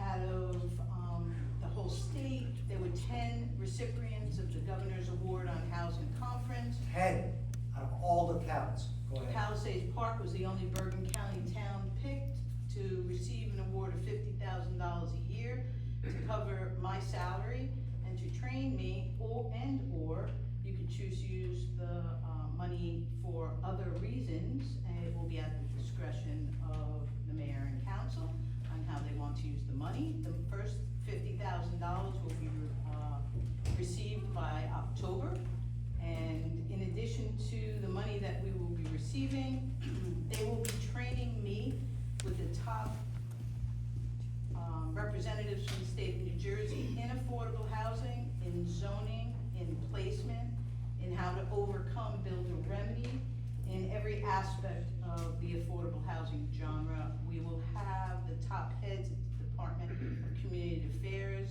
at our discretion because we were awarded it. In addition to that, the mayor and council will get the choice of what nonprofit gets the first grab at the $10 million, the cohort, there's 10 of us, We're called the New Jersey Homes Cohort for the 2025 Governor's Housing Conference on Affordable Housing.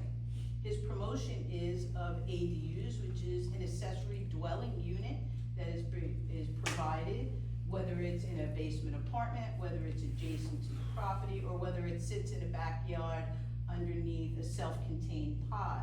The packages you received tonight show the presentations on some self-contained pods that Tesla is putting out, or another company, US company called Boxables, and also entertains how do we take our illegal apartments that we have in Palisades Park and make them legal, or make them into an accessory dwelling unit where this municipality gets 1 credit for every project we're able to complete, without putting additional housing resources, or putting additional buildings into, this municipality. If I could touch on, the builder remedy just a little bit, to just let you know that I appreciate who did vote, yes for the judge. The ramifications for us saying no as a municipality is something that nobody would like whatsoever, because as the mayor had stated, by us saying no, it lifts our protection. Once our protection is lifted, the judge will come back to us with a rap, because for years, we were supposed to produce a certain amount of housing, new construction housing, or renovate existing housing and make those housing, or do other things. We did do a rehabilitation program, which we did get credit for, and we will be continuing the rehabilitation program. But housing and affordable housing is about a lot of programs, not just building housing. So they want to see every municipality as a part of our trust fund to be able to do outreach, community outreach. This money that we got could be used for community outreach, to educate, to have an easier way for us to communicate. In addition, that when we have a translator in our department, this funds could pay for it in addition to our trust fund being able to pay for it. Right, and plus you saved us, you actually got a grant, which is very hard to do. Out of all these towns, we were chosen. I have to thank you. Thank you. You have a lot of experience with affordable homes. I think you did a great grant application, and you deserve your accolade. $100,000, $50,000 each year for 2 years. We'll give it back to the community. ADU is a very good idea. You can create an ADU in your back of your yard. ADU also count as what, guys? Affordable homes. We have to comply with affordable homes. This is a great thing. We're getting money for it. And we could be used to not only for ADUs, but also other aspects of affordable housing, such as advertising, translation. So this is gonna be a great income, capital that we could use for the problem that we have right now. Okay, thank you very much. Now, council reports. Let's start with Christine Wanya. Council report? Oh, yeah. I'm sorry. No, because Do I you want, missed do you, out. do you want, do you want her to start? I don't No, care. yeah. Okay, sure. Okay. It seems like it's been set up. Go ahead. Yeah, so, on the school side, I would like to again welcome our new superintendent, Mr. Carl Albano, for joining our team. I look forward to working together. And I would also like to thank the Board of Education President, Ms. Chong, for being here to do the introduction as well. One update on the school side is that in early November, the police department will be conducting an active shooter training at the Early Childhood Center to make sure our children know how to respond when there is an active shooter situation. That is it on the school side. So for the library board, I attended instead of Councilwoman Wanya because she was out of town. One update from the library board would be that they're considering making some improvements to the library building, including the entrance, but they're still working through the details and trying to get more quotes and details on what could be done for the improvements. So it's still TBD. I heard that the roof is there. I heard it's doing fine. Right? right? And I heard they're working on the stucco right now. Okay. Good, so it's on its way, thank you. All right, Council Shin, I'll go this way. The DPW had, in August, they did for 20 days, they worked like the 400 works, including 288 pickup and 20 lawn care and 27 sign replacement and 27 tree cut. That's 401 work in August. And Recreation Department on September 20th, we had a very successful food street festival last weekend. And in October 24th there is an event called like Trunk and Treat. That's the new event. So all kids, instead of the trick and treat, all kids get together in some places. Last year was like the Lindbergh, the parking lot, but this year it will be like on Central Boulevard between the Grand Avenue and Broadway Avenue. So Saturday afternoon, all kids come there, and a lot of people bring their car with a lot of stuff in it, so they distribute. So we call that trunk and treat. Trunk and treat. Yeah, please let the people know about these events, and instead of the building houses, individually come together and enjoy this event. That's it? That's it. Well, I just want to add on top, thank you for your presentation. Trunk or Treat is actually a very powerful event that the recreation really works hard. They line up with the trunk, with all the decorations. We bring the kids in a very secure location. We all have a great time. The fire department and the OEM and the police all join this great celebration, a safe event. They like to ante up every single year. I like that. I like when they want to do challenging things. So they suggested, with the coordination of approval from the police department, thank you very much, Chief, and also they also consulted with the fire department, and they all agreed, let's do it on Broad Avenue. It's gonna be right over there, Broad Avenue. It's gonna be closing from Broad Avenue, from Central Boulevard to, where's your street address, Christine, when you visit? No, right here, what's this one, next one? Cleveland. Cleveland. So we'll be right there, please come, thank you very much for that. Councilman? I have no report. All right. Council Kim? Yeah, we still in the process of having a mini health fair program. The date has been set up. We try to do the mini health fair on November 1st or November 8th, either one of those days. And final decision is by we are trying to have a 300 Highland Avenue Senior Citizen Center. So we have to get approval from the Housing Authority of Oakland County. So if that's go, then we will have long waiting mini health fair. Thank you. I appreciate you reigniting, revitalizing the health fair. We used to have a very flourishing and abundant and really big health fair. And after COVID, we kind of stopped. I appreciate you bringing that back up again. Thank you. That's right. Thank you. Council Mitchell. Council Wanyun. This morning I attended a webinar from NYNJ Host Committee, who is representing FIFA, World Cup in New York, New Jersey. And they published the community engagement toolkit. So they explain about this. So I think it's a time to form a, Palisade Park committee to take the advantage and the benefit for the, the 2026 World Cup the event. So I'd like to ask probably, some of people from the community and in the department, like fire department, the police department and so on, so that we can form a committee and plan for it. That's it? Well, thank you. I know you're very happy about the World Cup. It is an exciting event next year. Koreans are crazy about soccer. And there'll be a lot of opportunities where we could do commerce, trading, and also invigorate the businesses in Palisades Park. You're doing a big project with, I believe your committee is with Charlie Shin.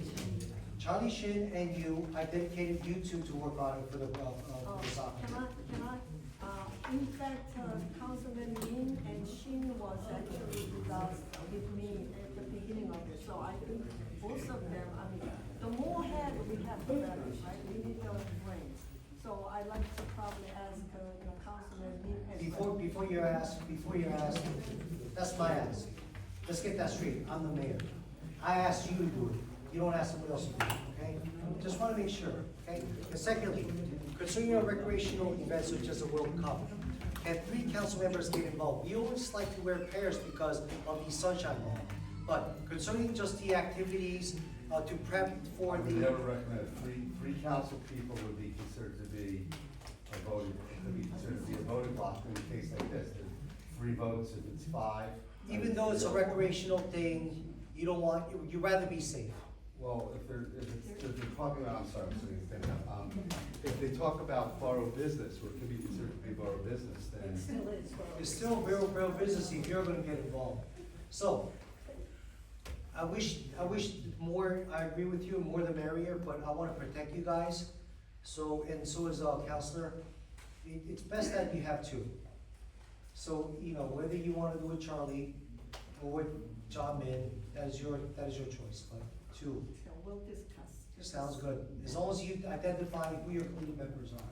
And if you wanna use the resources of the public, of the fire, the police, and everybody else, well, yeah, you have to come to, go ahead. Yeah, no, well, I was on the Zoom today for the 5 foot, so I'm familiar with the toolkit. There are a lot of great things, opportunities. Some of them are beyond what Palisades Park is going to do. I think that the important thing is that we get the local community, the people. I've spoken to Christine about this before, whether or not they want to offer a discount, put a package together.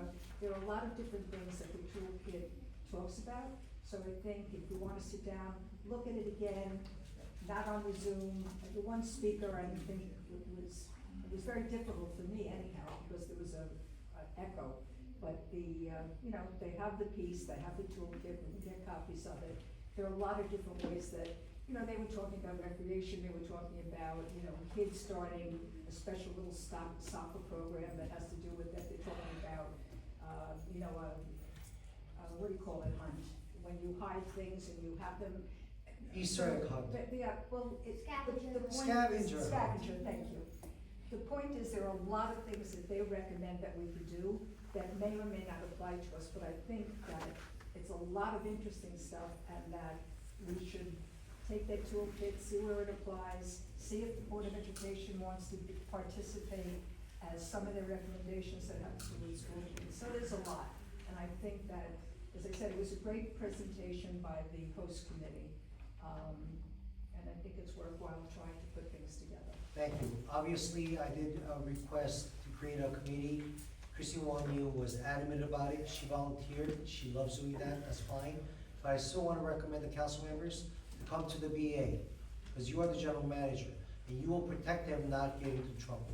All right? So please, consult with the BA while you're doing that, all right? Is that it? Good.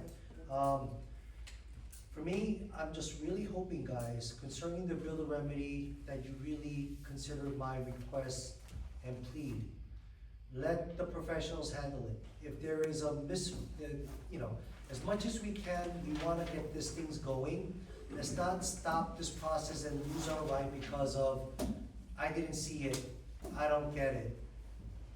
It was too late. The procedures, I get it, I'm a procedure stickler just like you guys. But this specific thing, we wanna listen to the professionals. So please, let's not go into this kind of craziness next time when we're so close to getting into trouble with the court. This is not the way to do it, guys, okay, please.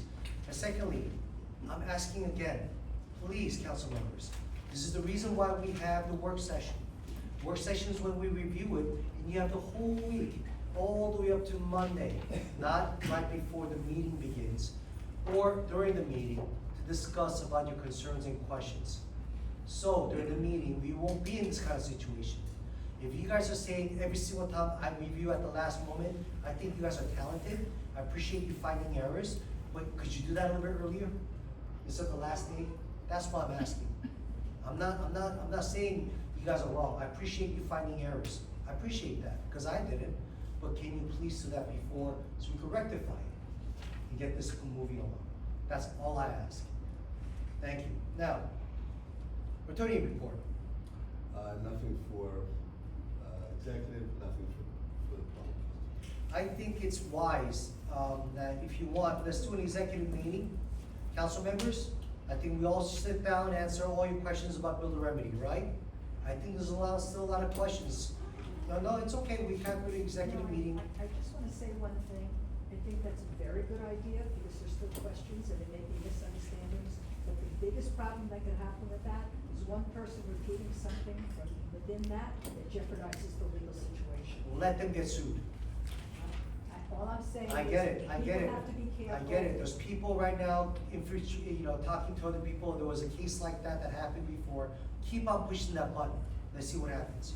But the governing body saying that, you know what, some people don't understand. Let's do a executive meeting. It could be in groups, it could be in separate subgroups. But I wanna provide them the opportunity to sit down and discuss. And whether or not they go outside and talk to the public and whisper in their ear, that's their responsibility, not mine. All right, BA report? Yes, Mayor, I just wanted to reiterate something I mentioned before. We all read in the newspaper about healthcare Yes. costs going up.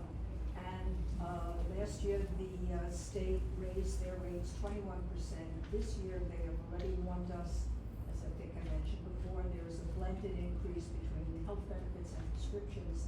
That's gonna be as much as 36%. Time out, let's just slow down on this, it's very important. Since last year, 2024, one of the main reasons why our property taxes went up, not only our town, the whole state of New Jersey pretty much, because the majority of them are using state-affiliated health insurance plan. Last year it went up 21%. We've been told, like any other town, that this year to the next is gonna increase 36%. That's insane, guys. So right now, go ahead, please continue. So, going back to June, I was told to prepare as much as we could by obtaining the loss ratios from the insurance company and also the prescription plan. I received that about 2 weeks ago. Got the one earlier, I got the prescription plan a little bit afterwards. And we are now going out to the market to see where else we can possibly place the insurance. Now, a lot of that depends obviously on what those loss ratios show, because if we've had tremendous losses or there are a lot of people with major illnesses, it will reduce, people will not be looking at us favorably. One of the options that we have is the BMed, which is similar to the Joint Insurance Fund, the JIF, which we have between many towns throughout the state of New Jersey. There are like 6 different ones, and the one that we're That's in, right. excuse me, we've been doing very well with the property and casualty, not so much with some of the others, so our numbers as a town are not as good as some of the other towns. But the BMed is similar. Will they be same for the teachers' insurance? The teachers? Yeah, No. school, no? No, Just a municipality. just a municipality. If they, I mean, well, the teachers are, you have your own, right? The Yeah, we have teachers- But did you guys go up as much Go too? up increase? Well, it's all gonna increase, so. So they increased too. But anyhow, so there are 4 different options. We're exploring all of them to see if any of them will save us a tremendous amount of money. As soon as I get something back, I obviously will let everyone know. Thank you. But right now, the numbers are out there and they're reviewing our loss ratios to see if they're interested in taking us in. Because just like everything else with insurance, it's a matter of how many people are covered and how bad the losses are. And I believe in you and Roy. Roy's very well experienced. I hope you work to, protect our interest, especially. Trying to do that, and then also, as you know, tonight was on the agenda, we approved, the contract was awarded for the work for First, Second, Fourth of Highland. Yes, Another one of somebody our said no here. really great street accomplishments. Second and Fourth Street, as you and I know, we visited there. Yes, Drainage those is floods. pathetic, people get flooded all the time. Some of the streets didn't have a drain on one side. Did you believe that? So the new administration is trying our best to fix these kind of problems. And those are First, Second, Fourth, and Highland Highland. isn't so much drainage as much as Second and Fourth. First and Highland are mostly paving. That's all I have. One more thing about the doggy park. Oh, Might as well let them know. They don't like surprises. oh, okay. Well, when we received the bids a week ago Friday for First, Second, Fourth, and Highland, we also received the bids for the dog park, which we have been struggling with for a number of months. The, lowest bid was $230,000. Highest bid was $400,000, and as they opened, I think I probably had my mouth open, thinking, what are they doing? What are they talking about? So we are we're reviewing what happened, as far as what had been included. Not many dog parks have lighting. This one included lighting. Not many dog parks have a fountain within it for both the dog and the person. It's cute, but it entails a lot of piping coming in. So we're going to be reducing the scope of that quite a bit to get it back to what it originally was supposed to be, which was a simple installation of some grading, a wall, fencing, a couple of toys for the dogs, you know, a seat for the people. Ask them to go the dog park in Overpack Park and the boat land, boat rail. It won't been take to that all of such them. money, okay? No, So don't, This was ridiculous, and we're reducing the scope.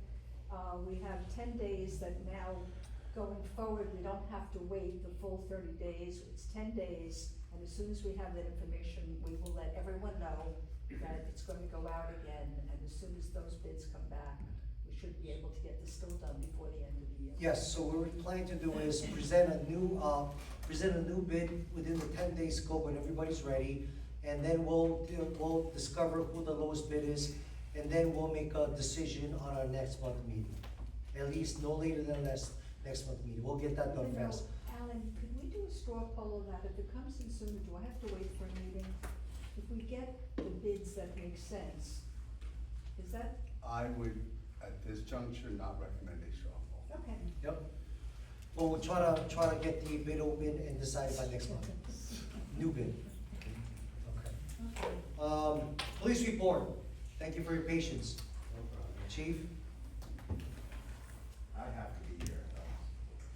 So do I. Good evening, Mayor, Council. It's been a pretty busy month since we last met. First, we are almost complete with our accreditation. We are at 99% complete. We have an on-site inspection coming soon. I'll email everybody the date and time.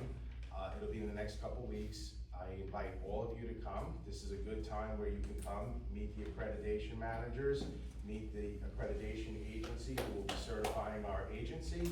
You can come if you have any questions for them. It would be a great time to see. I'm happy to report that our accreditation manager has informed us that it normally takes 12 months to get accredited. The fastest he's seen it done is 10 months, and we did it in 5 months and 19 days. Much of that is credited to Captain Rotundo, who did the lion's share of the work. Now, Thank you. why do we want accreditation? It's the gold standard of law enforcement. It equals the playing field on many areas of law enforcement. It reduces liability for the town. It's the overall best practices for law enforcement. And like I said, it's the gold standard, and it'll also bring Palisades Park into this modern era. Thank you. Have we ever been accredited? No. Never. And we also, was the first time we, proudly announced that we hired a black police officer. For some reason, we never got a black police officer here. We're bringing him in. He's doing a fabulous job, correct? He's doing a great job. Yeah, we have many firsts. This year's been a year of many firsts. Our department participated in the 9/11 ceremony, the 24th anniversary. It was a beautiful event up at the monument to commemorate and honor those who lost their lives on that tragic day.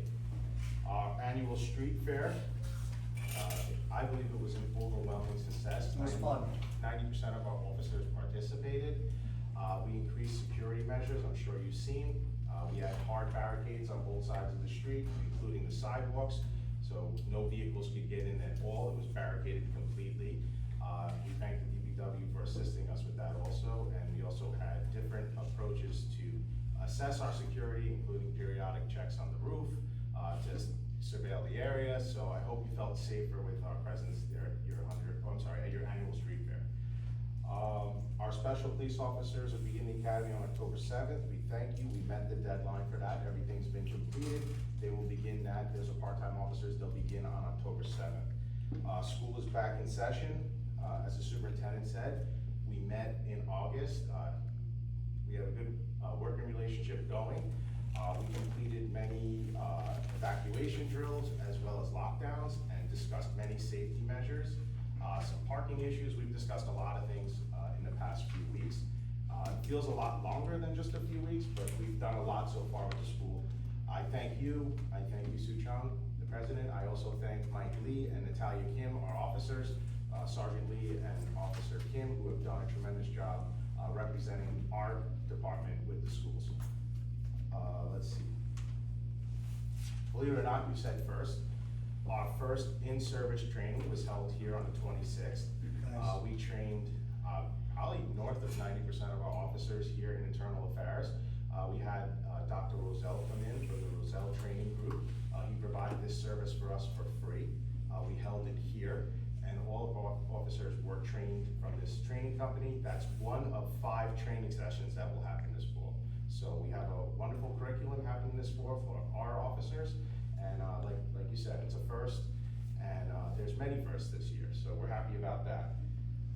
Last week, we participated with the mayor and the council in Help Bag Hunger at the ShopRite. It was a nice community outreach event. Thank you for council and mayor for coming to that. That was a great event.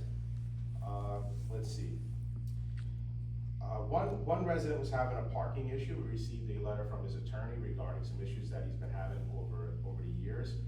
We took some steps to address that, and we were thanked for it. So the parking issue has been remedied. It just took a little bit of listening, figuring out the problem, and we fixed it. The director and I handled that. Today, our officers, James Park, Natalia Kim, and Bob Lee, these officers held a elder abuse seminar at the Senior Citizens Center. I thank them for their work, and just so you know, your Palisade Park Police Department is very different. It's a newer police department. Not only did we provide this lesson for the seniors on elder abuse with the county, it was a joint venture, but we also had Officer Adolfo Rodriguez treat them to a wonderful entertainment of piano playing. He's a wonderful pianist, and they had a great time. It was held down here today. So you can check it out, it's on social media. The seniors love that. They loved it. Okay, now we gotta talk some serious things. Some notable arrests in the past couple of weeks. We had a road rage incident where one of the persons brandished a handgun at the other driver. Officer Stephen Kim, the guy fled. Officer Stephen Kim located this person and arrested him. He found him with the handgun, which turned out to be an imitation handgun, but I assure you that at the moment, the other driver and even Officer Kim did not know was a imitation handgun, but that's a testament to the skill and the ability of our officers to handle some pretty dangerous situations. That person was out of New York. He was arrested, charged, and lodged in the Bergen County Jail. Let's see. Back in June, one of our residents decided to sell an iPhone 16 on Broad Avenue at 10 o'clock at night. When he did this, he was approached by a man from Hudson County, a 19-year-old man from Hudson County, who brandished a knife and robbed him for the iPhone. This was back in June, but Detective Kunz, Brian Kunz, worked this case for several months. It's a lot of legwork to check cell towers for what was in the area. You gotta go through Facebook, you gotta get all these subpoenas. It's a lengthy process, but I'm pleased to report that through this very thorough investigation, we were able to apprehend that person. He was apprehended on September 5th. It's a great job to Detective Kunz for pulling through that. Yes. Chief, if I could just add to that, if you're gonna sell stuff on Facebook Marketplace, feel free to come to the police station to do the transaction, rather than your home or a side street or just a random place on Broad Avenue. Please come here to our police station, do right here in the lobby, do right here in the parking lot, you're absolutely able to do that. It's not easy. Really? Rather you do state, absolutely. Yeah, well, you can pull in our parking lot at any time, and if you're gonna sell anything, feel free to come in there, and utilize it. It's lit very well, and it's got cameras, and I'm pretty sure if they're coming with some motives to rob you, that they're not gonna do it in the police parking lot. So, you should be safe there, and if you wanna come in first and let us know that you're gonna be here, and that you're doing this transaction in the parking lot, just let one of the officers know, and they'll keep an eye. Maybe they'll sit in the car there and watch for you. We're happy to help you with that, but please, don't be selling things late at night on the avenue with somebody you don't know, because anything could happen. Officer McDermott, he's a very good officer. He conducted a motor vehicle stop. He noticed that the cylinder for the driver's door was missing. He impounded the vehicle, did a lengthy investigation, including warrants and search warrants, and he ended up charging the driver with receiving stolen property for the vehicle, altering a motor vehicle VIN number, and insurance fraud. So that was a very good arrest by Officer McDermott. The reason why I tell you these things is because our officers are out there working. They're working, they're getting along, the camaraderie is great. They're having a good time being cops. That's what they signed up to be, cops. They're doing the job. Arrest numbers are through the roof. They're detecting criminals, detecting anybody who is causing problems in our community. They're bringing them in under arrest. When you get more active, things happen. This past weekend, 2 of our officers were assaulted, just this past weekend. One of them is out injured just for the next couple of days, hopefully. The other one, he's a really big guy, he didn't get injured, thank God. And yeah, these are emotionally disturbed people, and it happens when you interact with some people. But thankfully, the one officer who is out temporarily is a minor injury, and the other officer was okay. He didn't really sustain much injury. So it's a dangerous job, but like I said, our officers are out there. They're working. I'm sure you see it. I'm sure you guys see the patrol. They're out there. They're working. They're doing their job. They're happy to do their job. They're happy to serve the residents of Palisades Park. I've been here many years, and I can tell you, it's a wonderful time to be a police officer in Palisades Park and in the Palisades Park Police Department. And I think a lot of officers feel that way. And it's a wonderful experience for them to actually be cops and do their job. And I'm sure that's what you want. You want your community safe. So with that, I only have one other thing. Tomorrow is the 30th, and thank you to our mayor and Officer Castano, who's a special police officer. We're bringing our mobile DMV, New Jersey DMV unit, to the parking lot here, where people can get their license renewed, their registrations done. Real ID. Real ID, all of that is just, yes. But the appointment's already full, then, walk-ins is not allowed. There's no walk-ins. Yeah, it fills up. But then there's some people, like, for example, if there's walk-ins that may miss it, then we'll facilitate it, so if someone doesn't make it to that slot, we could fill somebody in. Because last time when the mobile unit came, right, the appointment's already full, and we were not aware that we could go in there and, make the appointments for a coming, town visit, so it was really hard to make an appointment. Well, it was on the DMV It's very popular. website. As soon as it opens Yeah, up, that's it's how they did closed. it on the DMV website. If you want to come tomorrow, we'll see what we can do to Look help on you. site tomorrow with Yeah. people from the DMV. We will try to accommodate those who were not able to get an appointment, but there's no guarantee. There's no It guarantee. just depends how the day goes. Overall, it's a great thing for our residents to come down here and get things done. With that, do you have any questions for me? No, I just wanna add, before you go, I just wanna thank, this whole reform police department really was the good leadership of Jimmy Rotundo, Captain Rotundo, when you were captain too, also the director, but particularly the really time and hours spent from the police committee. Police committee chair John Min was a chair there for 2 years. He was a chair there for 2 years. He worked really hard, and Charlie was there. They created a system to have an amicable and fair promotion process, hiring process, thereby reducing the possibility of further lawsuits. They worked really hard, and I really want to say at this moment, guys, thank you very much. Appreciate it. Go ahead. Okay, Chief, you may know the incident happened in the poultry department, the Victoria Lee, Yes. the lady incident, right? Yes. There should be many reasons, okay, but one of the reasons, I'm the retired, the Marine Corps officer, okay, so in my experience, one of the reason is, okay, untrained, of course, it's not the main reason, okay, but main cause, but one of them is unexperienced and untrained officer. It could be one of them, right? Not all of them. So, but I heard that there was some case like that in Parkside Park, but you guys, our officers treated very well, and I heard that, so I appreciate that. In the meantime, okay, to prepare such case, against such cases, we need the training and education in advance, right? If that kind of incident happens, the police department, the officers can treat well, right?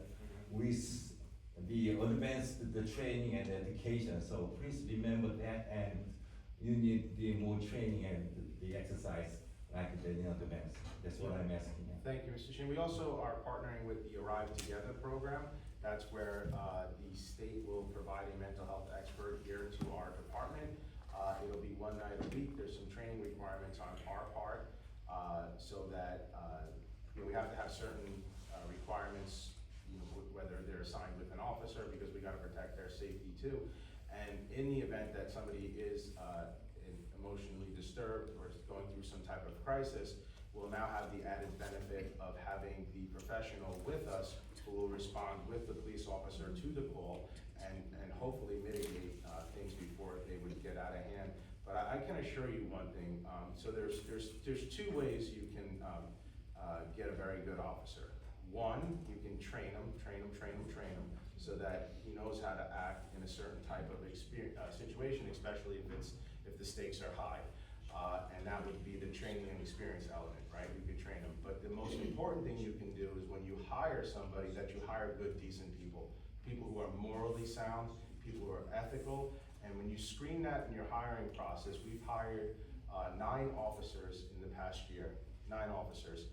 And I can tell you that one of the things that this police committee has decided and determined that we didn't care so much how much they knew about police work. The most important thing was that they were moral, decent, ethical, great people.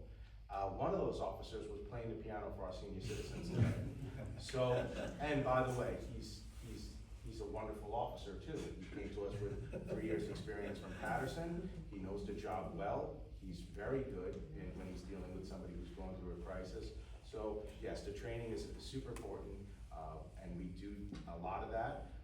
We have another training for our officers coming up on the 11th of October. We're going to train the whole entire department in some defensive tactics. It's a mandate from the state. It's a state requirement, or a PTC requirement, but also it's just another experience for our officers.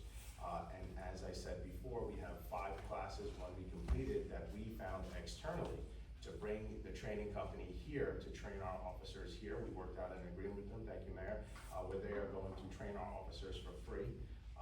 And I don't know if anybody else can find a better price, but free works. It's great for us, and our officers are finding tremendous value in it. It's a great time to be a police officer in Palisades Park. Thank you, thank you. Thanks, Mr. Shin. Mentally issues, please use a taser first. We do have tasers. We do You guys wear have tasers, body worn right? cameras. Our sergeant, Chris Shalingo, who handles our admin, he's a very intelligent guy. He's a book smart guy. He found something in our agreement with the taser company that would allow us to get new tasers before the end of the contract. They're already there. We have upgraded and brand new tasers because he executed that clause in the agreement. He's a very technical guy. He's very smart, and he's doing a tremendous job. But I can't say enough for the officers. They're doing a great job, and I hope you're proud of them, because I know Captain Rotundo, myself, and Director Gardner, as well as our command staff, we're very proud of these officers. And I can say this with 100% certainty, because I've seen the way they interact, and I've seen how things are right now. They're proud to represent you. They're proud to be here. I wish you could have been there today. You would have enjoyed that piano, the rendition on the piano. You would have enjoyed it. But they're happy to serve you.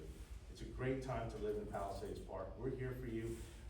If you need anything, the residents, you can walk in at any time. We're here for you. You can reach out to me personally.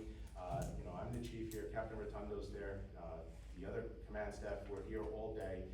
Most of the time, we're here for extra hours on the weekends because we love what we're doing and we're here to serve you. And whatever you need, whatever your issues are, come to us and we can solve them to the best of our ability. And I thank you very much. Does anybody have any other questions for me? Thank you. Thank you. I just got two things, and I have an office right by the court office, so I'm here till like 1 o'clock, 2 o'clock every day. So if you wanna come in, stop, see me, tell me something, I'm there. One thing, given the crowd is here, I just wanna point out something. In Bergen County and a number of towns, there's been an increased number of car break-ins. What's disturbing is a lot of these cars are unlocked, okay? Lock your cars, please. Lock your cars, and the key fobs, don't leave them in your cars. Put them inside your house, okay? That will deter a lot of people, but if you see something, say something. You see somebody around your house or at late at night or something like that with your Ring doorbell or whatever the case may be, call us. Let us know right away, okay? Some people have been calling us like 2 or 3 hours later. 2 or 3 hours later, the person could be back in New York City. So let us know. Let us know right away. We will get somebody there to look around. Your protection is our concern, and we're going to do our best to do that. Okay. The next thing, August tickets that were issued. We wrote 2,582 summonses. For the month of August, that's 260 tickets more than July. We had 4 individuals that I'd like to recognize that wrote more than 200 summonses. Sung King wrote 208 summonses. Angela Gonzalez wrote 306 summonses. Jaden, I'm gonna wreck his name, I hope not, no, Jaden Urelis wrote 356 summonses, and Alina Rodriguez wrote 291 summonses. I mean, that's very productive, and just to let you know that that's 30% less hours than they actually worked in July, given the restriction of hours they can work. So, and one other point regarding the specials that we are sending to the academy, one being a female, once she finishes that training, that's another, she can be utilized to, if we arrest a female individual, to do a search on that individual. It's gotta be done by a female. And since we only have one officer that's a female now working in the department, we'll be able to use her to do searches of females that are arrested, so we don't have to contact other departments or bring the other officer in off hours. So it will help us tremendously. Any questions, anyone? Director, when are we getting the new parking meter? New parking meters. That's the parking meter guys right back there, Captain Rotundo. Captain. To give a quick update, the meters are ready. They were just waiting for the last bit of software that we need to provide them. Hoping within the next few days, whatever that is. And then as soon as they have that paperwork, I just have to facilitate the installation. So it's the installation and the removal of the old meters. So we're here. We're at the finish line. We spoke about this, but I just wanna let everybody know, you know that trailer's position is it vacated now? I think it's vacated now. Some of them, some of them. Once it's vacated, we propose that we're gonna put parking meters there. There's a lack of parking spaces there in the meantime. If you guys, the council members or the BA find better use for that space, fine, but on the meantime, let's put some parking meters there so the public could use it. We have an extra one for it. Thank you very much. Good job. Thank you. Thank you. All right, guys, thank you for your patience. We have a motion to close and open to the public. I like it. Motion of the first and second by Kim, all in favor? Aye. Public, you guys, thank you for your patience, you guys have 3 minutes. It's a little bit of a long meeting because we went through these motions again, but please, we'll try to make the regular motion meeting a little bit more faster. Anyway, please come up, name and address. How are you? Alex Bealey, 329 East Columbia. The illegal apartments that I call on the duplexes, that's been a history situation for ever since there was duplexes. When is there going to be an administration that's going to take charge and charge these people taxes for the illegal Sir, apartments? I think I said this in front of you, but right now, that was my idea, and I'm proud to stamp it, and I hope the council members support it. So we're creating an ordinance to enforce the basement tenancies. It's gonna happen. We were supposed to present it this month, but the attorneys wanna make sure that it's ironclad, that there is no chink in the armor. So, we are hoping that, I think, we'll certainly, we'll do the introduction next month. Next month. Okay. It's gonna be recorded. Absolutely. It's my idea, and I hope it goes through, because Yeah, that's how we change It's so unfair to people that do follow the law. I know. It's so unfair. That's it. Thank you. Anybody else? Please come up. How many months? Just almost 9. I'll be 36. And you're like, I'm not pregnant, what are you talking about? I'm in trouble. Please go ahead. Good evening, my name is Brianna Sarle. I'm here with my husband, Pura Sarle. We currently live at 145 Grand Ave. We've been living in Palisades Park now for a little over a year. We're really happy with the community and, obviously we're extending our family.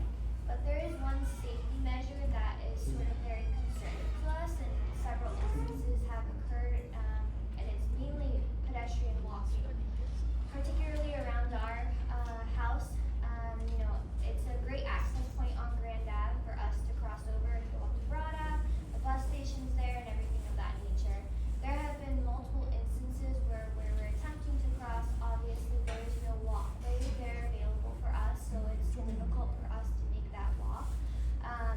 And also, if we are in a walkway, there have been at least 2 instances where we've almost been hit, and my husband actually had to put his hands on someone's vehicle, which is not safe in our community. And I know that I'm speaking on behalf of multiple, community members. A lot of us are having young kids. A lot of us new people are coming to the area. So this is something that I would like to create an open discussion, so that way that this is well known to the public eye, and that this is something that can be escalated further for our Absolutely. safety. This problem existed way before my administration or the prior administration, and many, many years before that. A lot of residents who are concerned came to this podium to request the safety of pedestrians crossing on Grand Avenue. I'm gonna tell you a very, very happy news. Roberto, say it. Well, we have been, A little bit loud, please. excuse me, I've mentioned this a couple of times, so it is repetitious to some people. We have reached out to the state of New Jersey, who have control of Grand Avenue. We do not. And there's a very long review process, which is unfortunate, but we enlisted the help of Gordon Johnson, who's our state senator, and he's been making us a little bit better known with the DOT. They had promised me that they were gonna be doing this, late July, early August. Then they said that there was still some engineering, because they don't just put the crosswalk in. They probably will have to do some handicap sidewalks. It's just a lot of engineering. So last week was my latest update. We're definitely working on it. We're staying on top of them. We're going to have crosswalks at the 5 major intersections with Grand. How many crosswalks? 5 altogether. So we are working on it. You may have told me about this when I first got here. I didn't have a good connection in the beginning, but I got somebody at the DOT. They were very nice, very, receptive, but they just needed that extra push from Senator Johnson to really start working on it. So they promised me that the engineering is completed, and 2 weeks ago, they said they would have a shovel in the ground. Last week, I said I didn't see any shovels, because I could go that way on the way, on the way here. So we are on top of it, and I'm hoping that in the next few weeks, you will start seeing the construction. Just in time for the babies. Oh. And so you can walk safely with that carriage. Thank you very much. Congratulations again. Thank you. Anybody else? Thank you very much. We have a motion to close and then open back to the regular session. I make a motion. First by Ken and second by Shane. All in favor? Aye. Do I have a motion to close our regular session? First by Ken, second? Shin. All in favor? Aye. Thank you very much. Thank you very much.